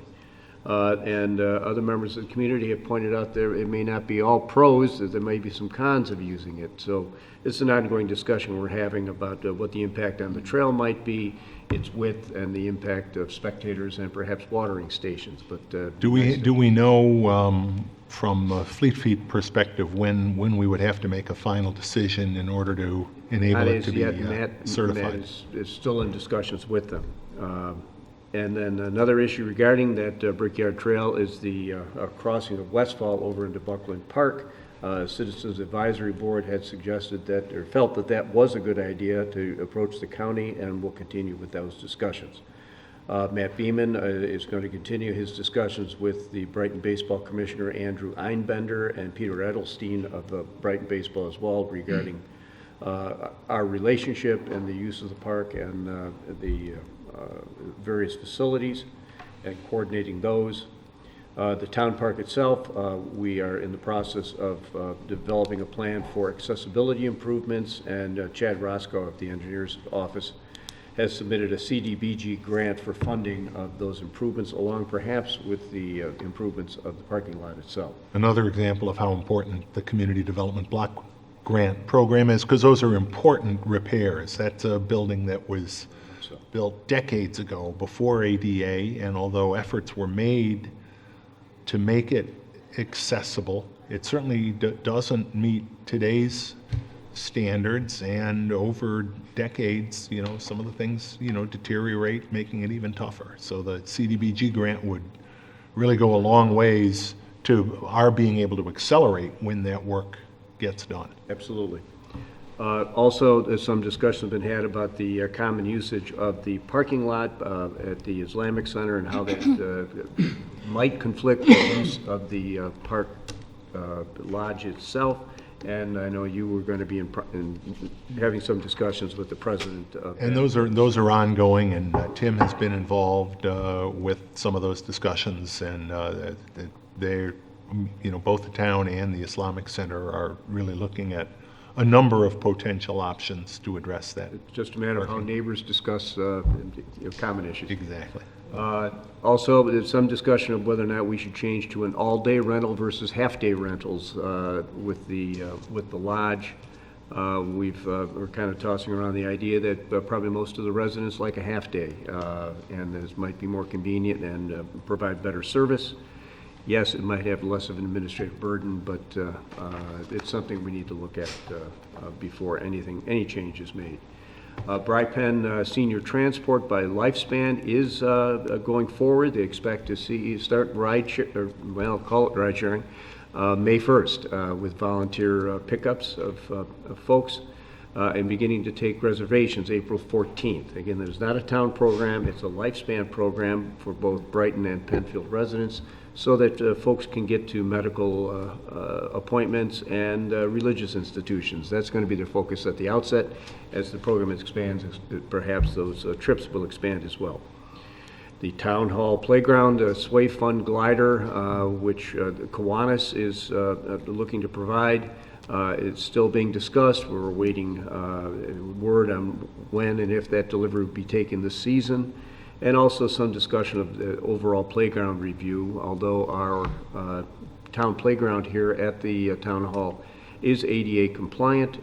It's one of our oldest playgrounds, and perhaps this is something we need to coordinate overall with that development if that glider is going to go into place. There are going to be substantial capital improvements or ground improvements to accommodate that. Farmers Market, we're awaiting the final construction documents from the architect for the first block building, which is perhaps our first step in developing a community center there. It's not just the Farmers Market at all. It's going to be an important first step in developing some interior space for a community center. We're looking for funding through the state offices, and we'll see what our friends in Albany can provide us. Louise's Clean Sweep, not Louise's, but the town's Clean Sweep program is going to be May 13th as a reminder. And also the opening day for baseball is going to be April 29th, and some discussion about coordinating the drug take back and that drug take back program along with the parade. The town pool, we're talking about the fence improvements and funding for that, and we also discussed the school's plans for renovation, both of their fields and the pool, and how that might impact our programs. That's what it is. As always, you get a lot on that agenda, absolutely. Thank you. Report in detail. The next meeting is going to be in April. It'll be the third, I believe, Wednesday of the month, and that would make it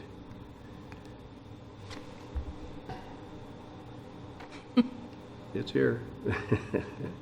I believe that would make it the 19th. Or the 19th. Be the 19th at 9:30 at Brookside School. Thank you. Perfect. Thanks, Chris. Jason, Finance?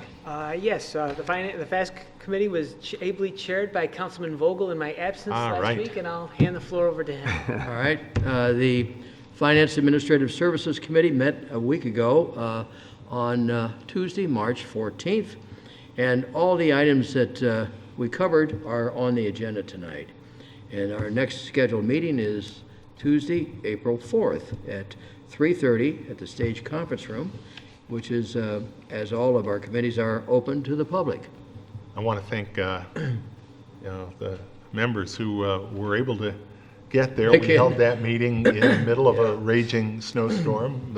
Suzanne, our finance director, stayed so that we could complete that meeting, even though we had closed town hall by then. And I thank you very much for that, and for the other senior staff that had matters that had to come before us that day. But it was very helpful to be able to get that meeting done before we shut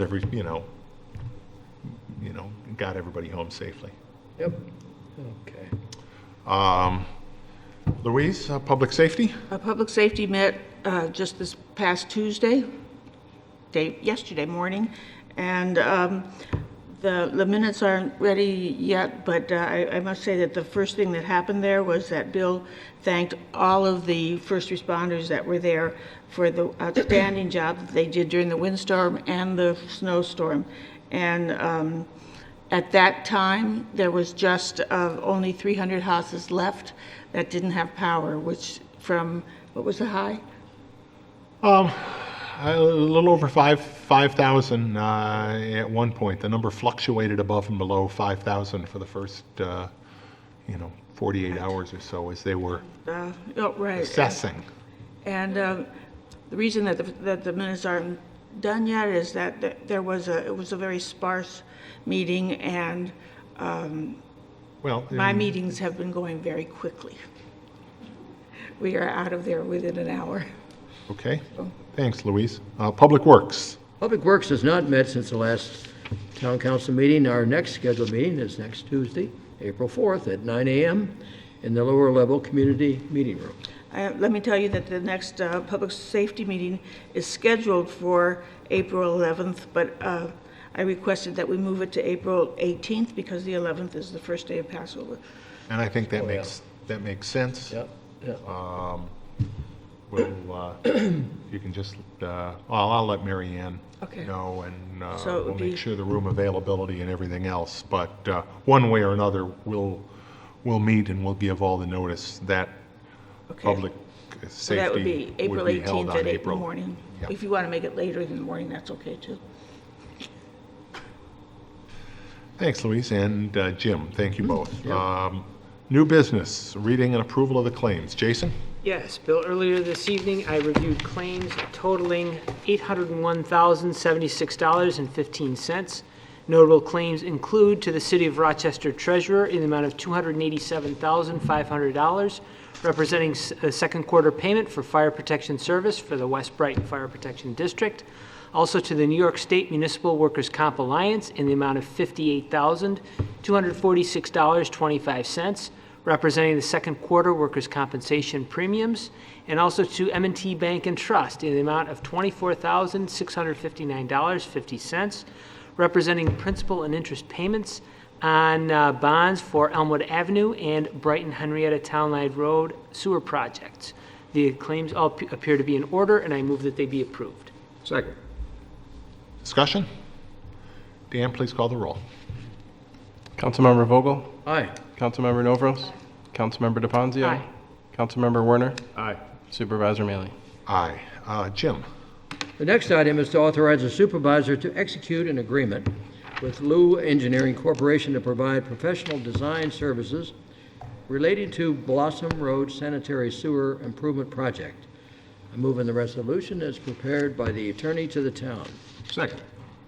This is a major project, and the design services, of course, are an important component of a project of this scope. Tim, maybe you can talk a little bit about this. There is correspondence in there, but I'll try to summarize, Supervisor. This project itself has been in the CIP and under consideration for the past few years when we've gone through the CIP process. And it was one of those ones, I think, this year that everyone, this past year actually in 2016, felt that it was important enough to take a very hard look at because of the nature of what the consequences were if we didn't move forward. And the consensus was we were on borrowed time. This is a structure up on Blossom Road near I-590 that actually takes a large portion of the sanitary flows from the central Brighton and up through East Brighton, and it divvies up the flows at this particular structure. And if we can't maintain or modify how the valve is set in the structure to tweak the flows from time to time, then we could be in for some catastrophic consequences. So I think everybody was on board. It's a very necessary project, and again, due diligence was given the last few years looking at this, and I think everybody's comfort level got to the point where we said we need to do it. I think one of the interesting and one of the important elements, in your recommendation on this is the anticipated amount of time that is going to be required for construction management, because depending on what assumptions are made concerning the amount of time, you might reach a different conclusion. But certainly based on the hourly rate for the construction management, construction observation. Right, it's the, portion. actually the construction observation Observation. portion, that's the variable. Right, and that's a number computed on an hourly, weekly basis, really. The bid indicated a 20-week period, but consultants now anticipate more like a 3 to 5 week period, and based on that, it's your recommendation that Lou Engineer be the awarded firm. Although a cursory look might suggest that their number is higher, that's because of the 20-week assumption rather than the 5-week assumption that you're recommending to us. And that was certainly vetted by us, Bill, because we wanted to make sure, and we know that the location of this structure, it's in a state road near an interstate highway, and the on and off ramps that are right in the immediate vicinity. So, we did really want to be sure of things with the recommendation. Although that's going to be incentive for everybody involved to make it as quick a project as possible. But I did do the math, and even if it's not 5 weeks, even if you double it, the Lou engineer proposal would still be lower than the next lowest bidder. So I certainly am going to support your recommendation on this. If I could, just two quick comments. I did have a detailed conversation with Mike Guyon, our town engineer, about the the proposal computations. Two things to note. One is exactly as you were talking about, Supervisor. It's not expected that the total price of this contract will actually reach the $92,200 price tag. That is the price not to exceed for this contract. It would be very surprising if you got close to that level. The second thing is, because this is a professional services contract, the award rules are a little different than they would be otherwise. And so we don't necessarily have to take the lowest bidder. In this case, we are taking what is computed to be the lowest cost professional, but it's also because of the experience and skill of this professional and this engineer that this is also being recommended by the Public Works Department. Great. Thanks, Ken. Good, really helpful explanation from both of you on that. Any further questions or comments on that matter? We have a motion and a second. Hearing none, Dan, please call the roll on that motion. Councilmember Vogel? Aye. Councilmember Novros? Aye. Councilmember DeFazio? Aye. Councilmember Werner? Aye. Supervisor Maley? Aye. Jim, why don't you do the next The one? next item is to authorize the supervisor to execute a maintenance agreement with Smart Edge Company to provide annual preventative maintenance services relating to the HVAC operations throughout Town Hall. I move on the resolution as prepared by the attorney to the town. Second. And this is a one-year contract with an option that we can exercise to extend for a couple of additional years at some price increase, but that we're not required to do so. And both of those extension terms are specifically authorized here in this agreement without, in this resolution rather, without further action of the town board. Good.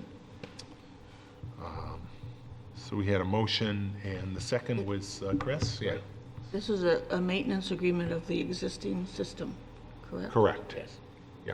And when is it anticipated that you're going to try to get a new system? Could you speak up, Louise? I didn't hear you. When do you anticipate looking into a new system? That's going to be a separate and distinct process, and we do have that in the works. So we do want to look at and get things going so we can have that recommendation come back in. It was important to get this out because one of the things that we've done in the past is that we basically paid for time and material with the contractor. It's a proprietary system, and it just made more sense for us to get an annual contract because I think it'll keep our fees.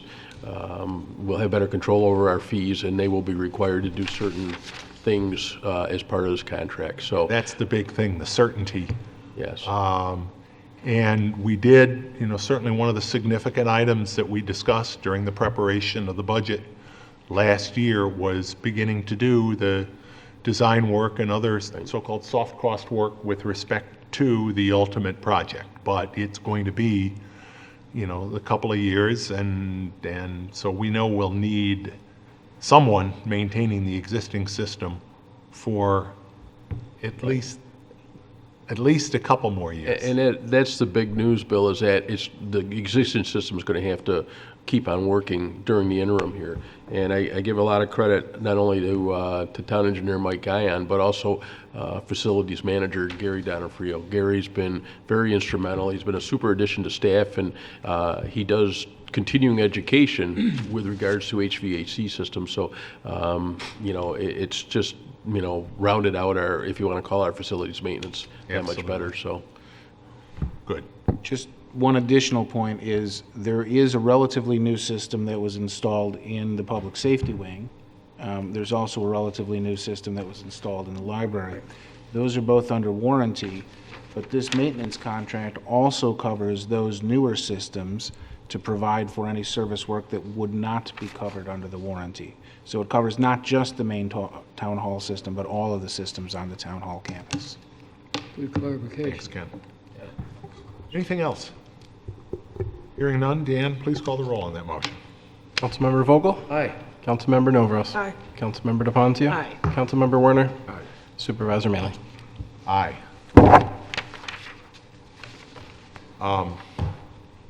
Louise?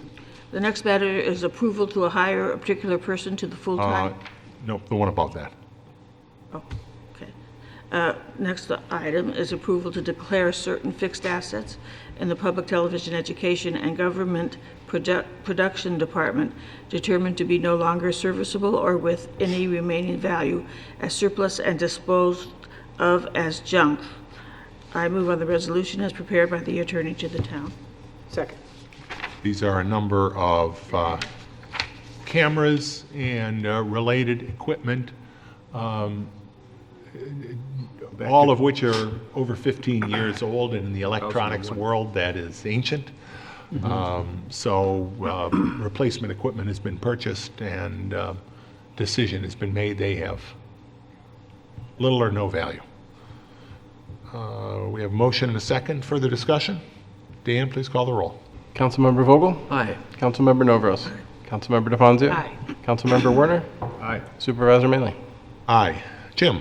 Next item is to approve the hiring of a particular person to a full-time position of grounds equipment operator in the Parks Department. And that's effective April 10th, 2017. I move on the resolution as prepared by the attorney to the town. Second. This was an important position, Good. replacing Mark Criddle, who served this town well for over 3 decades. And we're hoping Keith Sharp, our new ground equipment operator, will do the same. I understand that, comes very highly recommended, and like Mark, enjoys working with Eagle Scouts. So I think, Mark was and always will be a tough guy to replace, but I think, we'll get a leg up on that process. We certainly all expect hiring Keith Sharp. Motion and a second. Further discussion? Dan, please call the roll. Councilmember Vogel? Aye. Councilmember Novros? Aye. Councilmember DeFonzio? Aye. Councilmember Werner? Aye. Supervisor Maley? Aye. Chris? Next item is for approval to declare a utility cart in the Parks Department as surplus and authorize its disposal through a municipal auction. I move that we adopt the resolution as before us, prepared by the attorney for the town. Second. This is a 2006 club car. It's been replaced and will be sold at auction. Further comment? Dan, please call the roll. Councilmember Vogel? Aye. Councilmember Novros? Aye. Councilmember DeFonzio? Aye. Councilmember Werner? Aye. Supervisor Maley? Aye. Jason? Yes, the next matter seeks approval to amend the non-represented salary and wage schedule to include titles of Secretary to the Commissioner of Public Works and Administrative Clerk, and to amend the Public Works and Recreation Department's table of organization to include same. I move we adopt the resolution as prepared by the attorney to the town. Second. This will accommodate other positions that we're going to be filling tonight, reflecting them in our table of organization. Any discussion? Dan, please call the roll. Councilmember Vogel? Aye. Councilmember Novros? Aye. Councilmember DeFonzio? Aye. Councilmember Werner? Aye. Supervisor Maley? Aye. Jim? Next item is to promote a particular person in the Public Works Department to the position of Clerk 2, effective March 27th of this year. I move on the resolution as prepared by the attorney to the town. Second. Tracy Major, who does a great job Tracy has for many years been one of the people that gives, a real expertise and a friendly, professional, set of answers to questions in our Public Works Department. With Mary Ellen Petrie retiring, Tracy will be moving up into her position, and it'll be seamless. Tracy does a great job. Discussion? Dan, please call the roll. Councilmember Vogel? Aye. Councilmember Novros? Aye. Councilmember DeFazio? Aye. Councilmember Warner? Aye. Supervisor Mealy? Aye. Louise? Did you say me? Yes, sorry. Approval, the next motion is approval to hire a particular person to fill the full-time administrative clerk position in the Brighton Recreation Department. I move on the resolution as prepared by the attorney to the town. Second. And the person in question is Linda Levitt. She will be joining effective March 30th and serving at step 2 of group 2 in our salary scale. Further discussion? Dan, please call the roll. Councilmember Vogel? Aye. Councilmember Novros? Aye. Councilmember DeFazio? Aye. Councilmember Warner? Aye. Supervisor Mealy? Aye. We just heard about a crossing guard retiring. Now, Louise, if you could. Okay, the next matter is approval to hire a particular person to serve as a part-time school traffic guard effective March 27, 2017.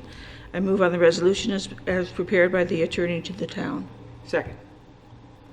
And Captain Klein, did you want to? Yes, the person that we're going to be, this will be to replace Lauren O'Neill. We're going to be promoting, I guess we'll call it, Stephen Batcher. Mr. Batcher has been with us in a per diem fashion since 2014, and he certainly deserves this position. He has been outstanding when it comes to moment's notice, because what our per diem people do is when someone, because of illness or otherwise, can't man their post, instead of having to take a police officer off the road, some years back we decided to have a couple of per diem people on staff, on call if you would, to be able to come out at a moment's notice. And Steve is one of those people that you can call him at 6 o'clock in the morning because somebody called in sick, and he'll jump to and be on post by 7 when they're supposed to, and without any complaints and at all. So clearly he's used to the position. The other crossing guards know him, and he's going to do a great job for us. So we look forward to having him on board. Thanks, Bob.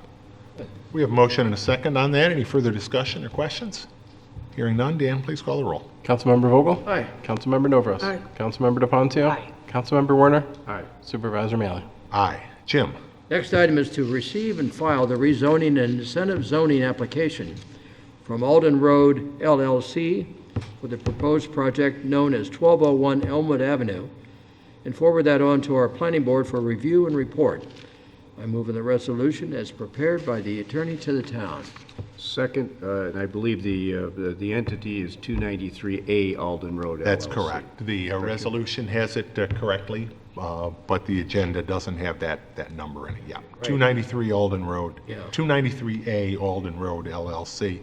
This is the matter that we heard from Mr. DiTucci earlier. The application is voluminous. If you want to see just how voluminous that big stack of papers and maps on the back table is, the combined application for the city and the town components of the project. But the action item you're being asked to take is one to receive that incentive zoning application for the packet there, but also to make a decision that you want to refer it to the planning board because you find the project to be worthy of further consideration. And as was noted, the project has been informally presented to neighborhood groups on several occasions. I know some of you have been at some of those meetings. But those are the actions that are being requested here. The more substantive action is to make the decision that it be referred to the planning board for their review, as we do in the first step for any incentive zoning proposal. So we have a motion and a second. Any further discussion? Hearing none. Dan, please call the roll on that motion. Councilmember Vogel? Aye. Councilmember Novros? Councilmember DePonzio? Aye. Councilmember Werner? Aye. Supervisor Mailing? Aye. The next matter is identified on your agenda as Frontier Telephone of Rochester, Inc. Cable Television Franchise Agreement. And you have a resolution there, you have a letter there, but you also have, I think, gotten additional correspondence that you all have, and I'm going to ask the town attorney to explain where we're at now based on that item of correspondence which he received late this afternoon, and update us on the action that he's going to ask the board to take instead of acting on the actual resolution. Ken? So just to set the table a bit here, you will recall that last summer we received an application from Frontier Communications to enter into a franchise agreement to deliver cable services to portions of the town of Brighton. And the board received and filed that application and then held a public hearing in September of last year to consider that. The regulations governing franchise agreements with cable service providers allow a 6-month period for you to then consider the application after the close of the public hearing, and that 6-month window ends on March 28th. The hearing was held on September 28th of 2016. Several issues had remained open following the public hearing in September, some of which had resulted in supplemental information being provided by Frontier. Some of that supplemental information engendered new questions which were posed to Frontier through their attorney in mid-January of 2017. Those inquiries have not yet been reviewed and responded to by Frontier, and until 5 o'clock, actually 10 after 5 this evening, we had not heard anything in response to that mid-January communication that was sent. This evening, I did receive a letter by email, which you now have in front of you, from Peter Glennon, who represents Frontier Communications. Mr. Glennon apologized for the delay in the response, said that the application was still very much something that Frontier was interested in pursuing, as a combination of some personal reasons for Mr. Glennon and his staff, and frankly, the busy time that Frontier is having working through the process in other municipalities and with the Public Service Commission itself in hearings in Albany relative to cable franchise agreements that have already been granted in other towns. The process has been delayed and the response to our questions have not been provided. So what Mr. Glennon has suggested is that the 6-month period, which is really for the benefit of the applicant, be waived, that Frontier would waive that 6-month period of time, and therefore we would still be in compliance with the regulations even if we did not act tonight. So the resolution I drafted was to deny the application so that we would take some action.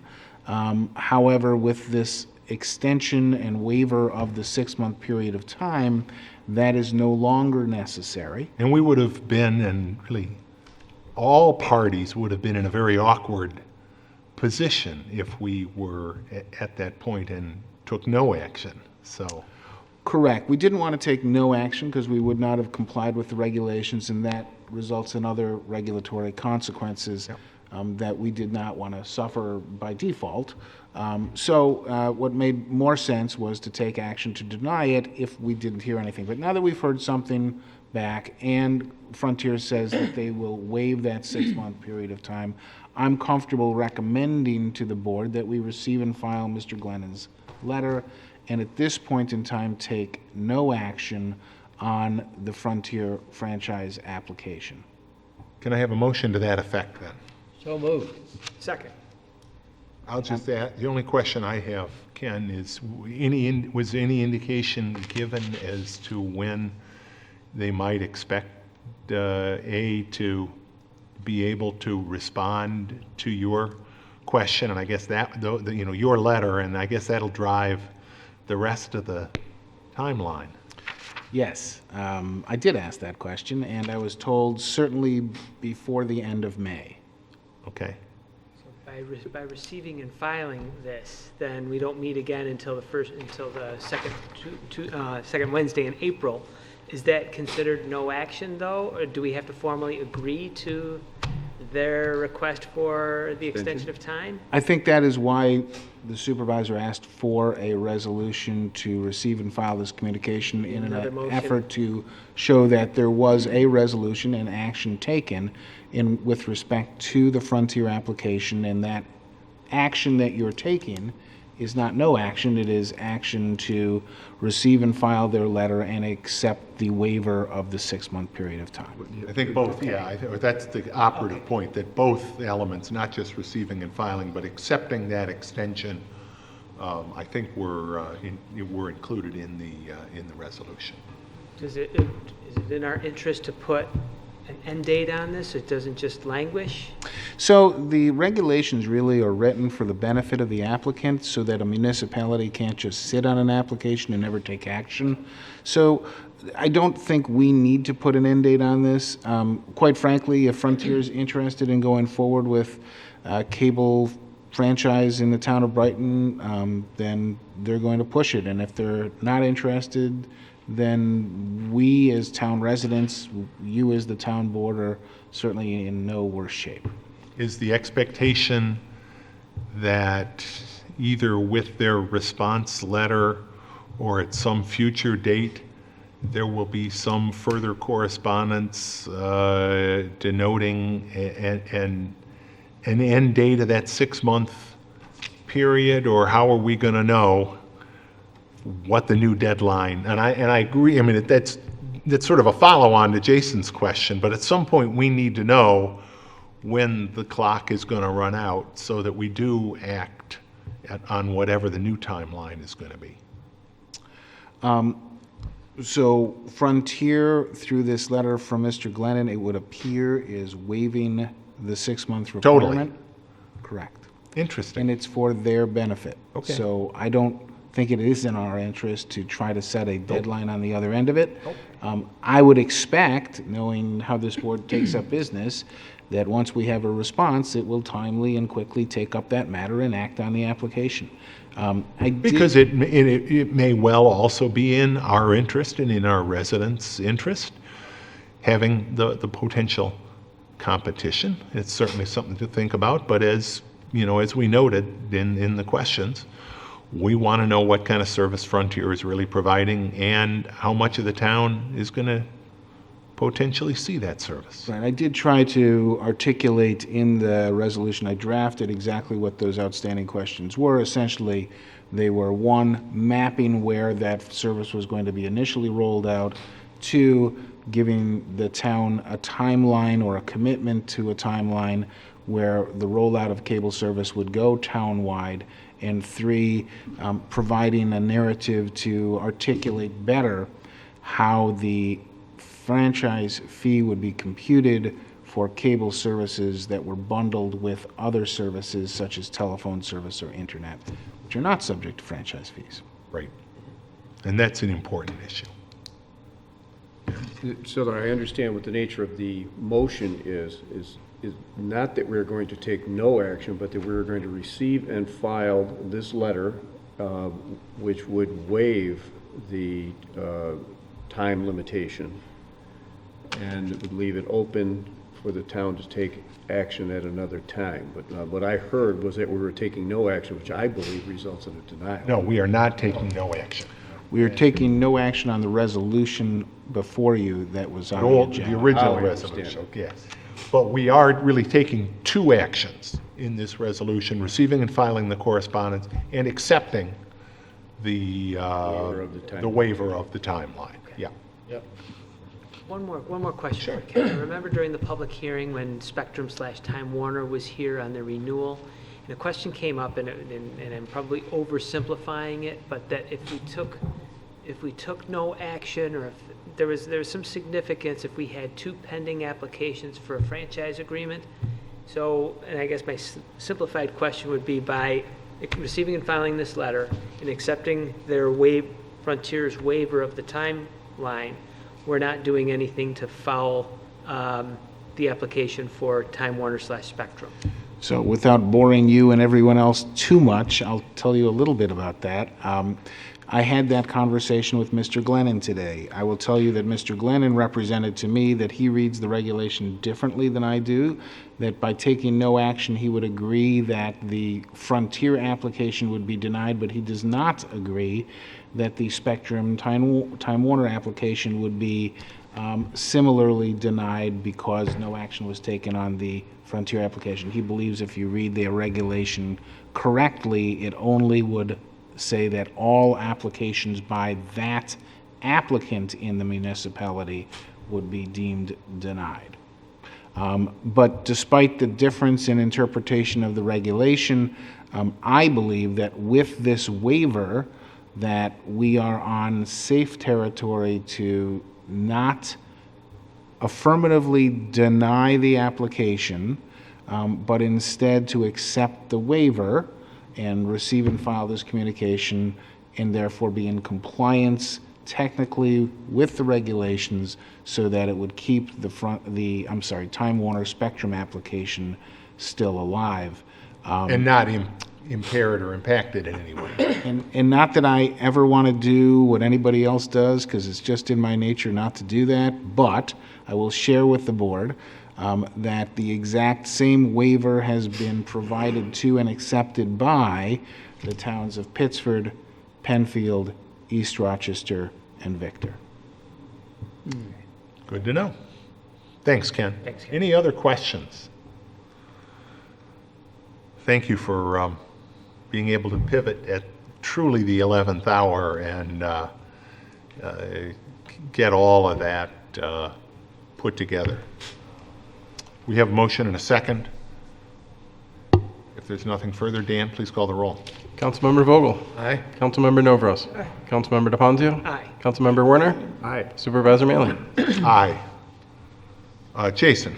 Yes, the next matter seeks to receive and file revisions to the supplemental draft environmental impact statement pages, traffic impact study, and traffic impact study appendices for the proposed Whole Foods Plaza project. I move we adopt the resolution as prepared by the attorney to the town. Second? Obviously, everybody is familiar in general terms with the proposed Whole Foods project and the fact that we had received a supplemental draft environmental impact statement together with a number of attachments and appendices, including a traffic impact study and appendices to that traffic impact study. Last week, we also received further revisions, supplemental pages, revised pages to the supplemental draft environmental impact statement itself, the traffic impact study, and appendices, in other words, data relating to the traffic impact study. You have those in front of you, and they were emailed to you. Those will be essentially serve to supplement the supplemental draft environmental impact statement, which will now include those new pages, and the traffic study and the appendices have also been supplemented to include the material that you have received. We look a little bit at our timelines that, as Ken was just describing, in a totally different regulatory area, in the seeker area, are also important. And, by supplementing these materials, it really starts a clock running again on the environmental review. Now, these documents, although they're pretty thick, pretty good set of materials, I would ask that the board, conduct their review and compare them to the pages that were originally with these documents. We will be working with Stantec, our consultant, to get their review and their advice. I have some questions that I've discussed with our staff relating to these changes, and I know we're going to talk a little further with Stantec. So we're asking that you receive and file these tonight. I can't say for sure, but although they're fairly lengthy, many of the pages that are there are really just renumbered, and that's why they're there. So I think, as we have tried to do throughout this process, we want to be fair and act in an expeditious manner. So we will be looking again at these materials, and depending on our conversations with our consultants, and I certainly encourage all of you to ask staff questions that you may have, making a decision somewhere before our next town board meeting on April 12th as to whether both Stantec and ultimately this board, because it's this board that has to make the decision as to whether now this supplemented document is ready for public review. In the email we got, they said that everything that's highlighted in yellow is what the changes are. That's correct. So everything else is what we have already. That's correct, although in some cases repaginated, just because there's additional material in there. So, we have a motion and a second, and I hope that explanation was clear. I have one question. Sure. Does the emails that we've been getting about the traffic, the lights, have anything to do with this? No, but that's a good question, because we have at least board members and staff and Dave Gehring from the state DOT, and probably some others too, but I don't even remember who all is on the circulation list. But the applicant has, again, raised questions and supplied data concern, both in February and most recently, I think maybe last week, submitted concerns that suggest that green light cycle on Monroe Avenue at Clover Street, which was to be lengthened after they had previously identified that it was not properly lengthened after the safety project was completed, apparently continues, in the applicant's view, to potentially be not consistent and leaving a shorter green light cycle period than what was intended after their earlier discussions with the state DOT.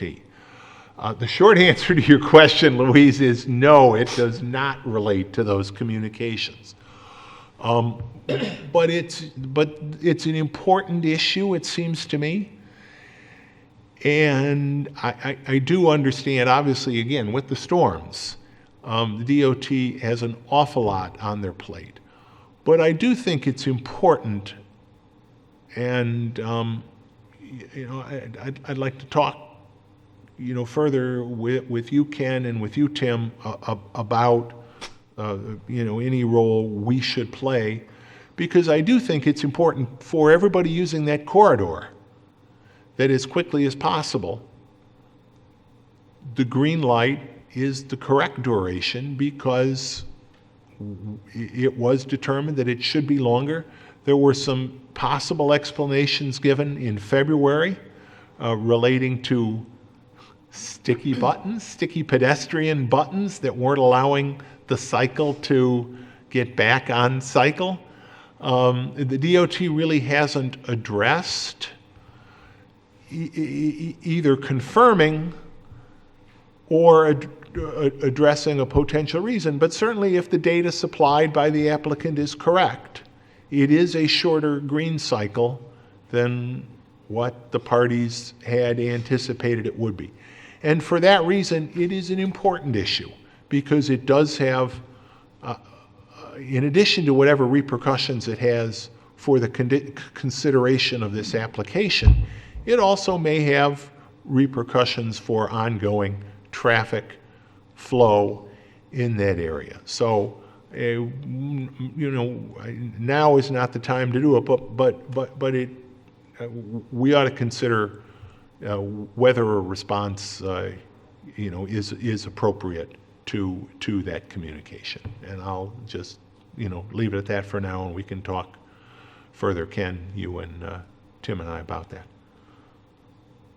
Further comments, further questions? We have a motion and a second. Dan, please call the roll on that motion. Councilmember Vogel? Aye. Councilmember Novros? Aye. Councilmember DeFonzio? Aye. Councilmember Werner? Aye. Supervisor Maley? Aye, and again, we are not making with this action tonight any final decision on the project. We are really simply taking the procedural step of supplementing those 3 documents. On matters of the supervisor, I think I've already said quite a bit tonight. But I do want to note, and we'll formally receive and file this at the next meeting we just received, and that is, I talked a little bit about the budget and the legislative calendar this year. We do have the Association of Towns legislative program for 2017.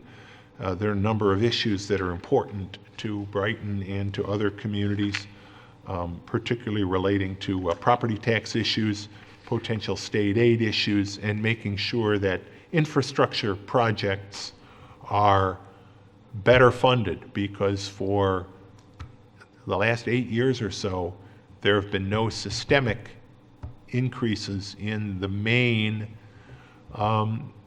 highway, bridges, road, sewer, infrastructure programs, the AIM programs, the CHIPS programs, that although our state aid is a relatively small part of our budget, it's a portion of the budget that hasn't increased at all, while our needs continue to increase because the cost of doing infrastructure work continues to increase. I'm encouraged that, again, both the Assembly proposal and the Senate proposal do include increases in infrastructure funding. They do reflect a respect for municipal home rule that is very important for us as towns. But I just want to make everybody aware we've got that, and we'll formally receive and file that at the next meeting. And other than that, that's all I have. Matters of the attorney to the town. Ken?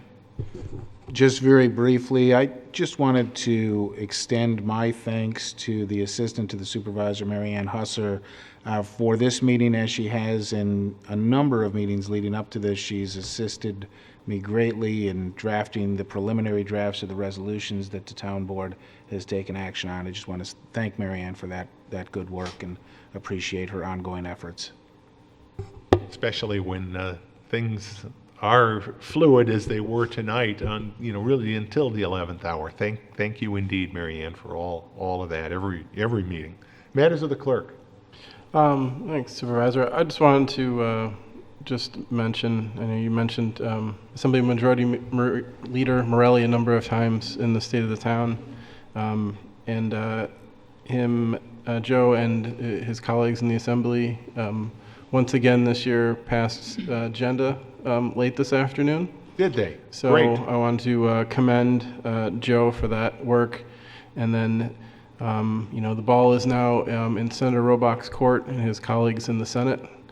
So I would encourage, the folks out there watching to get in touch if you support this legislation, which I think much of the town does, and certainly with the supervisor's leadership, we've passed that legislation back in the end of 14. But contact Senator Robach's office and let him know that you think that he should be supporting this very important civil rights legislation here in New York. And even if, yeah, I mean, I certainly agree, and I hope Senator Robach, because I think there are a lot of people in the district that would agree that agenda is important civil rights legislation for the state. But I would at least hope that the Senate would take a vote. The Senate has refused year after year to even take a vote on agenda, on civil rights legislation. So whatever an individual, whatever the Senate leadership, and Senate leadership, of course, is a multi-headed animal. We have the independent, Senator Klein's portion of the leadership, and I would hope maybe Senator Klein's role in the coalition would be to encourage a vote in the Senate this year, finally, on agenda. Up or down vote. I don't think that's too much to ask. Thanks for making us all aware of that, Dan. Matters of the board. I just want to add a little to what Chris had said before. The electronics and the shredding is a little bit less than 2 weeks away, and that's on the 8th at the Ops Center. And the 29th... And times on that? From 9 to 12. I'm starting to get calls. Good. So it's out there. The 29th is going to be the pharmaceutical. Now the date is set by the DEA, and it happens. I thought that was not going to be, but it is the same day as the baseball parade. So I'm proposing that if possible, and we'll have to talk to the baseball people as well, but if the parade can start on the other driveway this time. So because the DEA also set the time from 10 to 2, and they don't go out on the parade until 11. So people that are going to come in to bring their pharmaceuticals are going to see this massive crowd and probably just turn around and go away, or or run some people over. I don't know, but I think the only conflict we may have, Louise, is with the library. Yeah. Because we have always had it on this side of the town campus, because the library is open and we're able to barricade off the parking lot for the Little Leaguers and so on and so forth. But with the library open, I just don't know how we're going to accommodate No, both. we really can't. Really can't. I just wonder... What we had done in the past, one other time or two other times that it conflicted, and we had set it, instead of 10 to 2, we set it noon to 4, but all the notices have gone out. So I don't know how we would... We don't have any control over... I mean, DEC, they set the hours on these things. And maybe there is a way for that first hour plus, I don't know because I don't think, we can't, I don't think we can stage in the library parking lot area, because the library needs that for their parking. But if we set up the traffic flow so that somehow people entered for the recycling on the library side for the first hour, and then sort of made a U-turn and went back out the library. Was it really bad last year? The problem, it is very during the period that the parade folks are there. Right. You really can't get in through this entrance to the parking lot. It's full of kids and other vehicles. Let me talk to Tim Karch. He oversees it. Right. On the day of the pharmaceutical, and see if we can't, at least for until the parade gets out onto Elmwood Avenue, see if we can't do something. I think they between 10:30 and 11, they start lining up and they go. And I haven't even heard from the parade people. There's a horse. And I haven't heard a word from them about. I haven't we'll sort that all out offline. But Okay. thanks for making us all And then focused on it. and then the 13th of May is clean sweep, and hopefully there's no conflicting things going on there. Shouldn't be. Your electronics is at the highway, right? Your electronics take that? Electronics That's at and the highway. document shredding is at the Right. highway. Yeah, That's Yeah. April the 8th, is that correct? coming up. Okay. Any other matters of the town board? I just wanted to update the board as to the work of the Comprehensive Plan Yes. Update Committee, which met this morning, a series of ongoing meetings.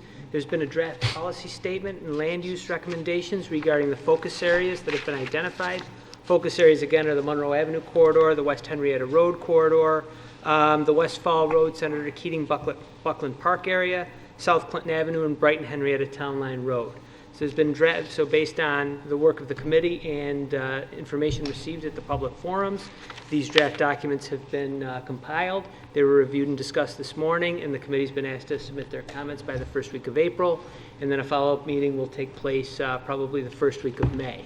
The committee and our consultants are keeping everybody on task to meet the September goal date of having the final comprehensive plan update done. So Since I just said it in the state of the town, I guess That's that right. they can keep cracking the whip. That's a right, good thing. Absolutely, absolutely. So, so anyway, so that's the update That that's May going on. meeting you're referring to is another meeting of the Of the comp steering plan. Yes, the committee. steering committee. But there will be, There will be public Public. hearings after that, yes. and yeah. that's important. the Obviously, there goal- have been public meetings up till now, and Absolutely, because the draft documents, the goal, it will be late summer for the draft documents to be ready, and then public hearings then before the final is adopted, yes. And I do hope we try to stay away from August when we lose a lot of people Right, for those public meetings. right, right. Is this available for? anybody? That's still a It's a internal it's a committee document. Yep, yep. Okay, any other matters of the town board? I just wanted to thank my neighbors. When the power goes out, it's amazing how primitive things get, how quickly. And it's always a joy to know that we live in a town of neighborhoods and neighbors that take care of each other. So I wanted to thank them for their electricity off their generators. And in turn, I've shared adult beverages with them all. Sounds fair to me. But they were, but it's wonderful to see how well we pull together in a time of stress. Absolutely. And there's so many stories, like the stories that a storm generates, if you will. So thanks for that. Can I have a motion to go into executive session to discuss the employment of particular people, matters of real estate, and collective bargaining? So moved. Second. Dan, please call the roll. Councilmember Vogel? Aye. Councilmember Novros? Aye. Councilmember DeFonzio? Aye. Councilmember Werner? Aye. Supervisor Mealy? Aye. I do not anticipate coming back out into open session. So the next town board meeting will be on April 12th, right here at 7 p.m. Thank you, everybody, and have a good evening.